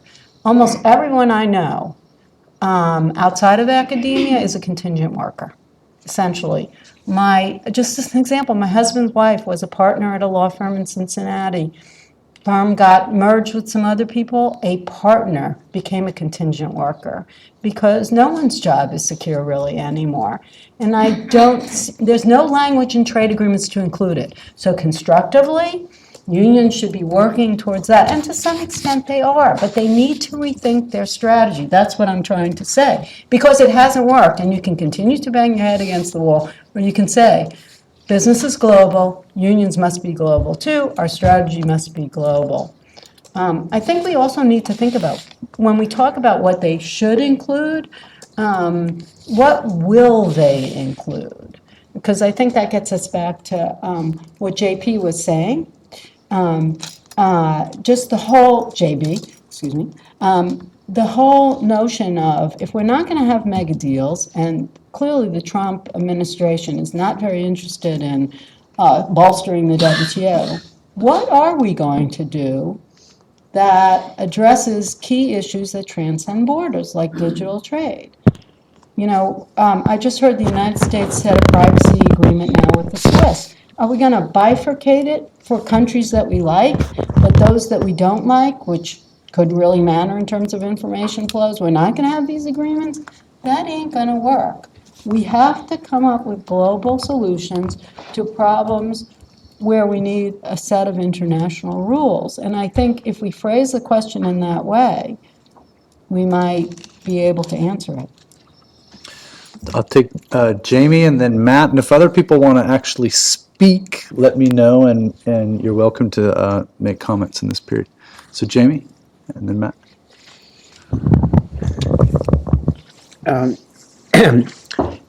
Well, I think that, as I mentioned before, the word trade agreements is important because it implies there's these enforceability provisions that are unique to the trade agreements.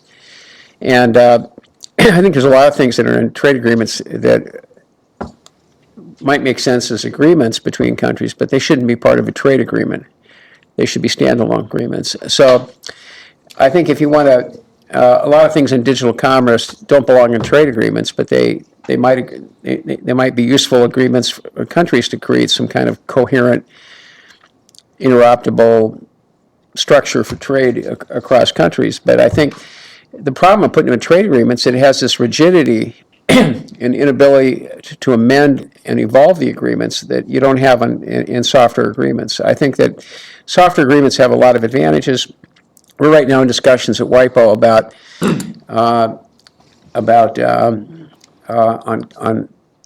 on copyright, as whether or not there should be hard norms on exceptions or certain soft law approaches and things like that. And one of the problems of the hard the hard law approach is it sort of brings out the heavy artillery in terms of the trade negotiations. It sort of forces you into real deep silos in terms of your national experience. It's a little harder to kind of be forward-looking. You tend to be backward-looking in those contexts, where soft law sometimes can be more aspirational and in some cases more forward-looking. And I think what you have right now is a lobbyist-driven agenda in Washington, and you just have people that have power. They get paid to have power. They get paid because they have power. They get, in some cases, paid a lot of money. You should look at some of the salaries of some of the people in the higher end positions at some of the trade associations. It's pretty impressive in some cases. So, yeah, I mean, it's in their personal interest to ram everything into a trade agreement and to show their net worth, to their employers and stuff like that. But it doesn't necessarily mean that it's the right mechanism, the right architecture, the right text, or something like that. Putting something in a trade agreement locks you in for a really long time to a very rigid structure.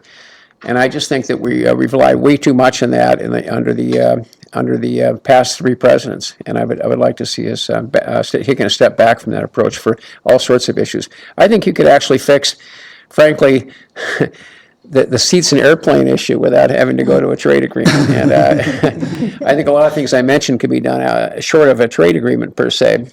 I will say that on the area of the area I work on the most, which I didn't talk about at all, which is in the area of drugs and drug patents and things like that. This has been, in my opinion, one of the most terrible parts of the trade agreements is they're ramming high drug prices and rigid structures for drug monopolies around the world, and it's creating an environment that kills people. And I think that the fact that the Obama administration tried to kill the UN's effort to create a different paradigm based on the delinkage of R&D costs from drug prices, and has opposed it to this day, is a real disgrace on the Democrats. And I'm hoping that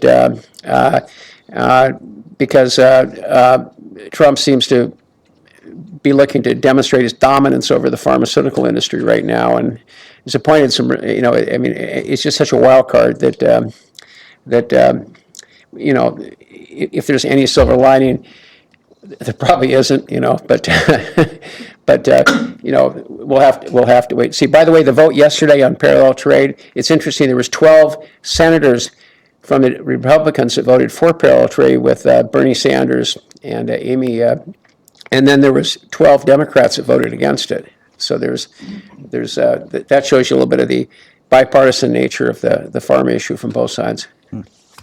Matt.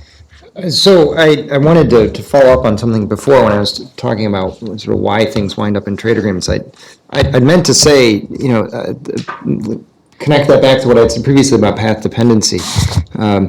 So once you show up, with a subject matter area and say this should be a trade issue because you can at least make a plausible argument that it connects to market access, then you're automatically stuck with all the baggage of trade agreements. So, coming from the internet sector or representing at least a lot of internet constituencies, the sense is that an open and transparent negotiation was not only good public policy, but would actually advance the interests that we thought. So promoting the open internet is a policy norm that gets a lot of public support. If you go back and look 5 years ago, this week, the huge public outcry over the SOPA-PIPA legislation is a real indication that this is a norm that gets a lot of public support.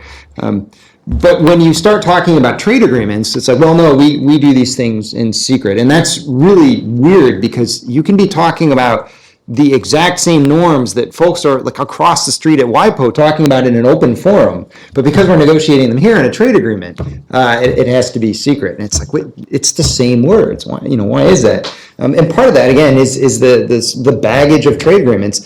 In the old days, it used to be really hard to negotiate about tariffs in a fishbowl because industries could very clearly see, my tariffs or the tariffs that protect me are getting cut. And so you need the sort of veil of uncertainty to bundle all those trades away. Once we've moved away from trades and tariffs, and we're talking about norms, that explanation doesn't really apply anymore. But again, we're 20 years behind. And so, again, when you're talking about trade agreements, the old way of doing things hangs around. And so if you're like me, somebody in industry that's somewhat late to the party, you're in the situation of saying, well, here are these substantive issues. There's also some procedural problems that we think we should deal with. And it's kind of like, well, which do you want to talk about, the substance or the procedure? Well, if you have to make a choice in the near term, like the substance is a lot more, pressing. Great. Simon?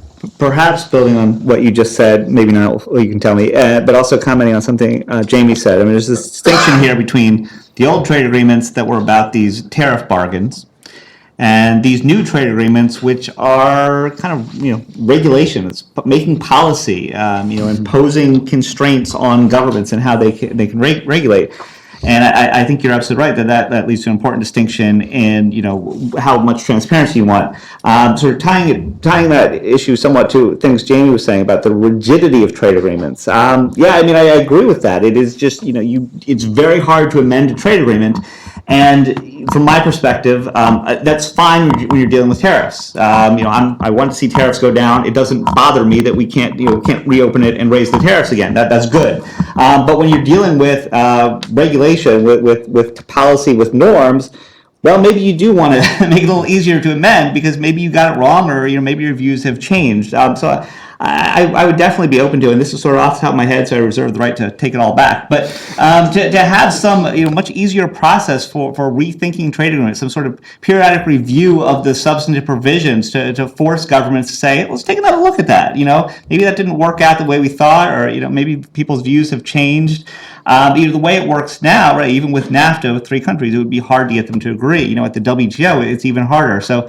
And maybe we need to think of some process to rethink, to make amendment easier to the substantive provisions of trade agreements. If we're going to be regulating in all of these different policy areas, and I was happy to hear Jamie pull back a little bit and say, well, maybe leg room could be dealt with some other way. I think we've argued about this on Twitter before, about all the things that could go into trade agreements, and I'd rather see less in there. But there is a lot in there, and it would be good to have it, so it's not set in stone, and we can rethink it if we change our minds down the road. You guys should do an event on that, or somebody should, because The next that's really event, helpful. So I've got a couple comments from the field. So 1, 2, 3, 4. Okay. There's somebody in the back. Oh, sorry. Yeah. Okay. So where do you see things headed then? I mean, are we going to go down the road of more sector-specific plurilaterals or multilaterals, such as TISA or the EGA? Or since we have a panel, some digital trade experts, e-commerce, I know that's coming up in the WTO context a little bit. Do you see any possibility of something happening there? So you're not seeing these giant trade deals, these mega trade deals that are getting shut down. Now you're saying, well, let's go for a deal on digital trade and just digital trade. Is that the more likely outcome now? Well, let me take a series of questions, and then people can respond to whatever they want. Okay, thank you very much. One of the issues that was mentioned in the presentation by Jean-Baptiste is the regulatory cooperation and coherence, which is included in these kind of agreements. There is not much debate that I have heard, not here, not everywhere, and these kind of provisions we do happen in South America, in the Pacific Alliance as well, and in theory they sound very good because coherence and regulatory cooperation will sound good, but I see 2 main problems, and I would like to see if you have any reaction on this. Regarding the sovereignty of the states, because I see that with this kind of provisions, the state will lose, or the states will lose more the policy space they are having. And they are giving the power to regulate to other institutions that they are not even in the scope of the agreement, like the TTIP or whatever, or the Pacific Alliance in our case in South America, but give it to other bodies, like the Codex Alimentarius or the Pharmaceutical Association of whatever, to see the standards of how drugs should be produced. So could you say something about it, if it's possible? Thanks.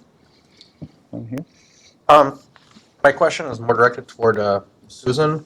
During your discussion, you stated that Trump was taking positions contrary to law and without rationale.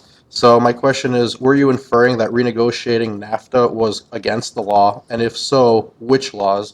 Because during Trump's visit to Mexico during the primaries, President Nieto did state that he was open to modernizing and revising NAFTA. And then as far as without rationale, Ford just decided to expand their facilities in Michigan. So those employees or those future hires in Michigan are going to reap benefit while the city in Mexico is going to lose a factory. So it would appear to be some type of rationale because Ford is taking certain actions as well as other companies such as Alibaba, Black & Decker, Caterpillar that have announced that they are indeed bringing jobs back that likely possibly would not have come back had the election gone the other way. So I was just curious if you could kind of elaborate which laws you were referring to were in violation to renegotiating NAFTA.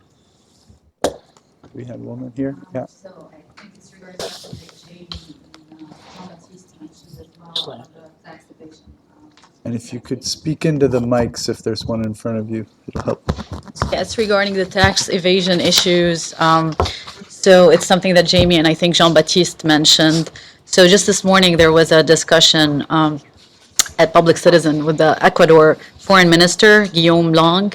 And so it seems like Ecuador is actually, they're going to be taking over presidency of the G77 tomorrow. And one of the main things that they're going to emphasize is, the tax evasion issues and transparency. So do you think that's promising? And that's basically, they're talking about the need for UN tax body. So how promising is that? And that's not a trade agreement, so is that an alternative, I guess, or parallel to a trade agreement, or what's your comment on that? Ralph? So just a question for the panel. So here, think about Trump talking about putting border taxes on, and I continue to wonder the role of the WTO, because it seems to violate the WTO. Could not China, Mexico, whoever sue the U.S. and seek countervailing duties? And as sort of part of that question, if you start putting border taxes on products coming from Mexico, doesn't that just toss NAFTA out the window already? Because that's completely against NAFTA. So if anybody wants to answer that. My question is just more of a general one from a point of ignorance, basically, regarding trade law. When we talk about a formal trade agreement, I know we're talking about TRIPS or NAFTA, this or that, but I can't remember who it was, but they mentioned something more of, I guess, like a trade policy, I think the word was. And when we're talking about trade policy, are we talking about two countries just basically agreeing, hey, I'll do this for you if you do this for me? And if so, how do we hold a country accountable to that? Can't they just back out at any time? Is there any incentive other than it just not being as formal as a strict trade agreement? Stuff along those lines. Okay. So why don't I start with Jonathan? I think you wanted to answer this. The first question was on, are we moving towards sector-specific agreements? So I think, we're obviously in this period of enormous chaos or uncertainty, it might be another way to put it. So, it's hard to predict. I mean, a couple things are clear. One is that certainly, there's a lot of uncertainty with respect to the U.S. and the EU, right? But there's the rest of the world, and so that's why, like RCEP, my understanding is it's just going full steam ahead, and I can imagine other agreements that don't involve the U.S. and the EU will also continue or maybe even accelerate. But given all the uncertainty, with the EU, and will the EU survive, and Brexit, and Frexit, and Dexit, and whatever, it's that no one's going to be having agreements with the EU for a while, I don't think, and I would say the same with the US until things clarify, and then you might see.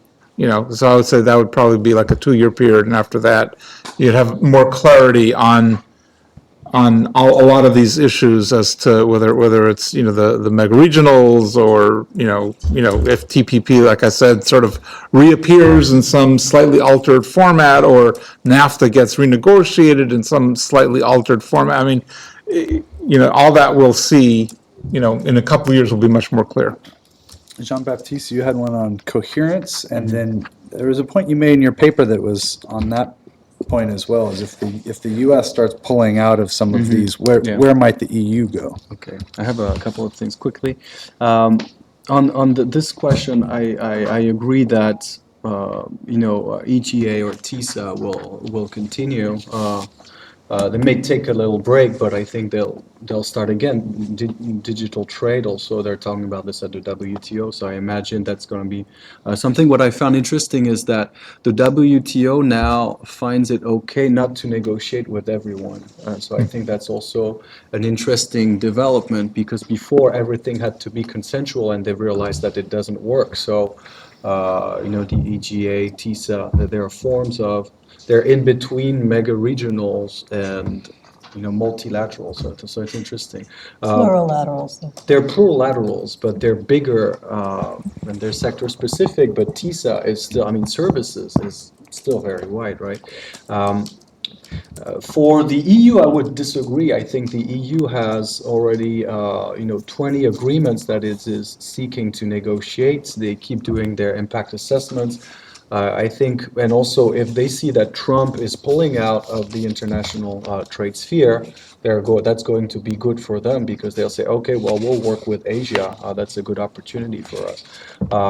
On tax evasion, I think how promising it depends on, where is power. I don't think power is really at the G77.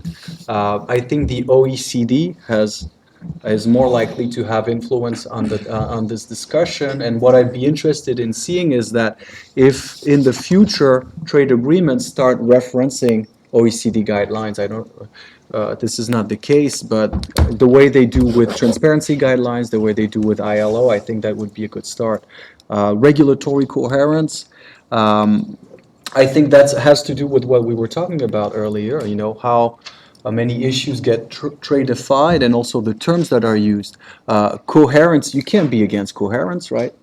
And so that's, I think it's biased from the beginning. And so I think you can't be against market access. Right, that's exactly the same issue. And then finally, the role of the WTO, if I can just say one word, I think if Trump goes really towards protectionism, I think the WTO, it will be its raison d'être to defend the international trade. So I think they're going to fight and use the dispute mechanisms they have to go and punish the U.S. Individual countries would sue. Yeah, and the Or groups of countries can Yeah. sue. Susan, there's a specific question to you on what you meant by Trump taking illegal action, whether you're referring to NAFTA. I didn't say or illegal, other- I said rule of law. Actually, right, TPP would have been the renegotiation of NAFTA. NAFTA is so out of date, right? Because it was the first FTA with side agreements on labor and the environment. It doesn't include anything on e-commerce, but most FTAs since 2002 do, et cetera. So it doesn't, it has some stuff on investment. It's out of date. So clearly it's time for it to be updated, although every year the leaders of the three meet and they informally update it. But there's nothing wrong with updating it. It's just that was supposed to be through TPP, which would have given better and more market access to all three countries. And I think, for President Obama, the idea was that the U.S. would set the norms. And so it's a huge loss.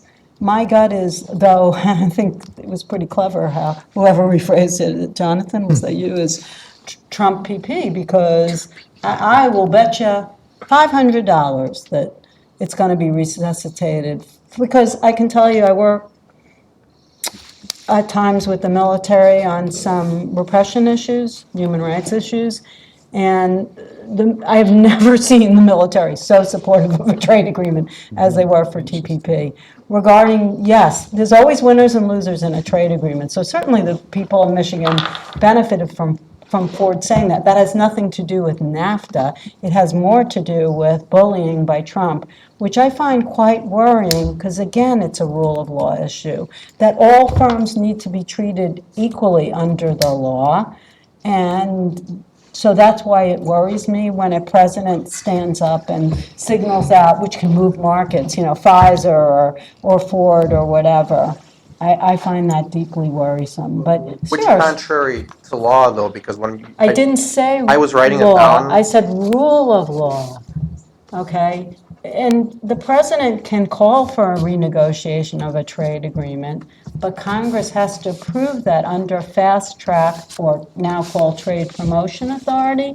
And if you look at the existing authority in 2015, there's nothing that says that the president shall will renegotiate NAFTA, okay? However, there is language for TPP, for WTO-based negotiations such as TISA, et cetera. But I didn't say it's undermining a law. I said the rule of law. And again, what concerns me is that trade agreements are about building trust among different legal cultures, right? And so to throw one up in the air and say it's worthless, it's bad, when it's existed for a number of years, boy, there's a lot that's wrong with NAFTA.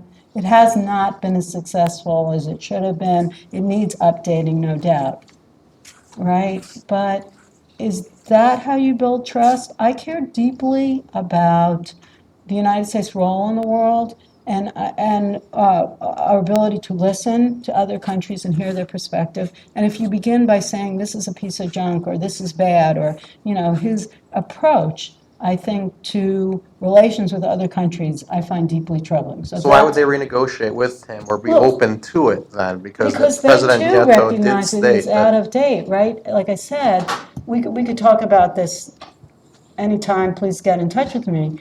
But it is so out of date. Remember, it was negotiated, it was completed in 1993. It went into force in 1994. So I know it's not that old, but it is almost a long time ago. Whereas, TPP, if you look at, I think 17 of the 31 chapters relate to regulatory issues, from transparency to corruption to e-commerce to food TBT okay. Simon, do you want to speak more to Ralph's issue? I do. I absolutely do. So when you talk about border taxes, well, it's a vague term. And do you mean tariffs? Or do you mean this thing related to value-added taxes where you impose your tax on domestic products, but then at the border, you make a border adjustment to impose it on imports? This could be one of the hottest issues of the next year. The Republicans in the House right now are proposing this major tax reform, and one aspect of it is to come up with this border tax adjustment. I think there may be ways that you could do that consistently with trade rules. Most of the rest of the world has a value-added tax and does a border tax adjustment. The U.S. is one of the only countries that doesn't. So I think there is a case to be made for changing our tax system in a way that mirrors what other countries are doing. Now, I mean, what we don't know is when Trump says border taxes, what does he mean? Is he just talking about a tariff, or is he, aware of this more nuanced issue of a border tax adjustment? I don't know. I couldn't tell you what was in his head. But I know that his advisors are really aware of it, and they're pushing it, and they may have said it, and he's just picking up on what they said. So I think over the next few months to a year, we're going to hear a lot about border taxes as part of this overall tax reform plan. And there'll be a lot of questions about whether what we're doing is consistent with the rules. Are there, is the way we're doing it consistent? Are there ways that we should adjust it to make it consistent? What do our trading partners think of all this? And it's really difficult. It's sort of been around for 50 years or more. It's a really kind of interesting intellectual issue that I'm looking forward to. Unfortunately, we get tweets about border taxes, and it's hard to know what to make of it. But I just quickly thought, I'm under the impression that at the core of NAFTA is a harmonization of, or elimination of taxes as you import products. A lot of them, of course, being transferred from one part of an entity to another. But there's a difference between a tariff and this it's hard to know what the right word is, but there's this a kind of tax, a kind of consumption tax, I guess you call it, product tax, called a value-added tax that many countries impose on domestic products, and then they also impose them on imports. I mean, for us Americans, we're not used to this. I think it's easier to think of a sales tax. If you go buy a product in the store, you pay a sales tax. Doesn't matter where it came from. Doesn't matter where the product came from. With the value-added tax, it's a little more complicated, and I'm sure different countries do it different ways. But in order to make it equal, you've imposed this tax on your own product. You also impose this tax on imports, but it's not a tariff. It's different. It's just the equivalent of what you're doing, what you're imposing on your domestic products. And so most countries do this. Mexico does this. It's completely consistent with trade rules, although controversial, and some of the provisions of the WTO are a little unclear on this. And the talk is to have the U.S. do something similar to what everyone else is doing. But we're not going to adopt a full-scale value-added tax. Clearly, we could do that and be consistent with the rules, but that would be too controversial. We're unlikely to do this. So we're trying to do this other thing that's sort of like a value-added tax, and therefore a border tax adjustment is allowed, but it's not a tariff. I mean, I know these are subtle kind of legalistic distinctions. I kind of believe it, though. I think it's credible, and I think the sales tax is the best way to understand it. Sales taxes obviously apply on both domestic and foreign products, and that's not a tariff. It's not an import tax. It's just this is the tax we apply on all products. The question is, can we come up with a tax system that does something similar in a way that's consistent with the rules? And it's really complicated, and they're going to take months, if not years, to figure it out. So I'll take last words from Matt, and then Jamie, and then we'll break. So I want to respond to, there were two questions. One that I thought were really important, sort of where do we go from here? And the other question, which is what does trade policy look like if we aren't doing trade agreements? I think those are both great questions. In part because a lot of the conversation about sort of predicting or discussing the end of the trade agenda is really misdirected. Just because we're not doing big trade agreements doesn't mean we're not doing trade. Nobody says, for example, wow, we haven't negotiated any treaties lately. I guess we're not doing diplomacy anymore. Right? So, I mean, trade agreements are one instrumentality of how we do trade policy. But U.S. trade officials and other countries' trade officials are still going to go to venues like ASEAN, APEC, the OECD, UNCTAD, the G20, there's more G's than I can keep track of, right? All of these venues will be places where things are discussed and ministerial declarations come out explaining policy. And beneath that we have competence building and best practices. All these sorts of instruments still occur. Consensus is still built. Policymaking still goes on. Which isn't to be Pollyannish. I think that the trade agenda writ large is actually quite at risk, but the existence of mega deals is not a very good barometer for measuring the health of international trade generally. It's just one instrumentality through which we conduct trade, and I agree that's in bad shape, but that's not necessarily the best vital indicator for the whole patient. Jamie, where do we go from here? Well, there was this question about the G77 interest. Yeah, they've been interested in this issue for some time. And earlier you mentioned the OECD efforts. I think there's also a bit of back and forth between the people that want the industrialized countries to lead on this and invite developing countries to participate, and then or whether it should be, as you mentioned, more of a UN thing where it's more inclusive in terms of the architecture, things like that. I think that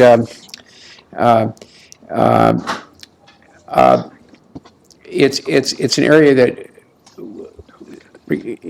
to make in most of these trade areas, not all of them, and sometimes high-level political leadership can be an asset in some things, getting people to kind of take ownership of an area. I mean, some people have, like David Cameron or Mbeki and some people like that, but who knows what Trump's views are going to be on this kind of thing. In some cases, maybe flying under the radar and just having the technical guys do stuff is probably not a bad strategy. Not flagging things. This is a real issue because it involves real money. But I think having political parties see this as a political issue as part of the globalization debate and discussion just helps elevate everything.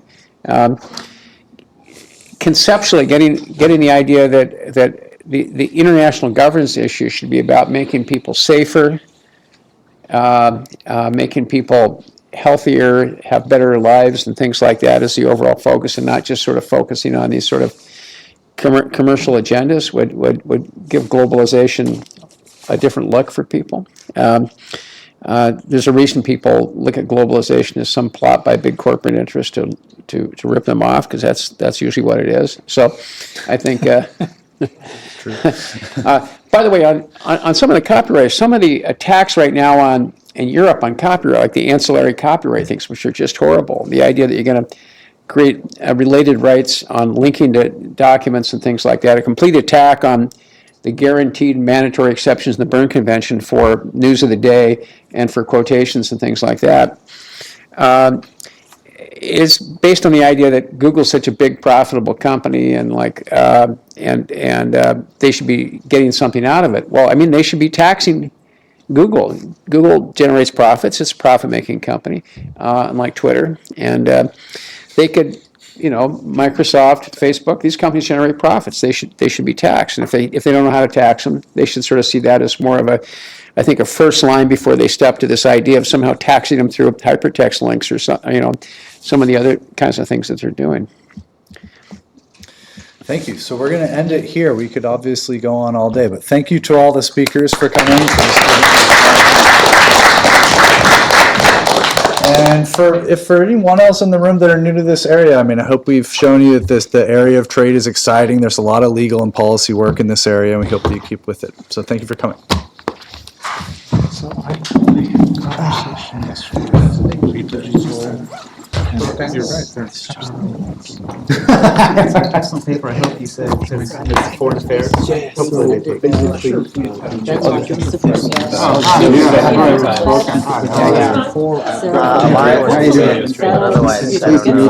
I recognize it's a sign that they've slowed it down, which is good. I've written things.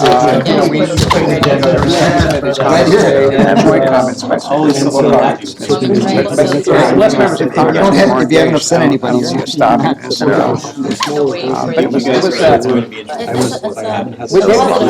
It is, because I think they never thought twice about issuing these exclusive rights to the Army. They give quite a few of them, so I think that was really positive.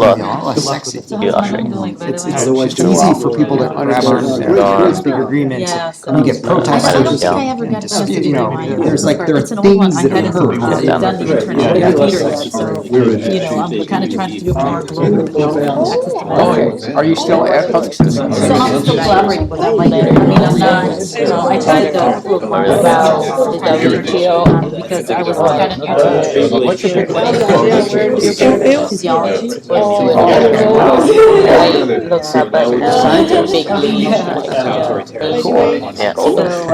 I mean, I would love to, what you guys do. Going back to, oh, are you having a good time? Rise from the absence.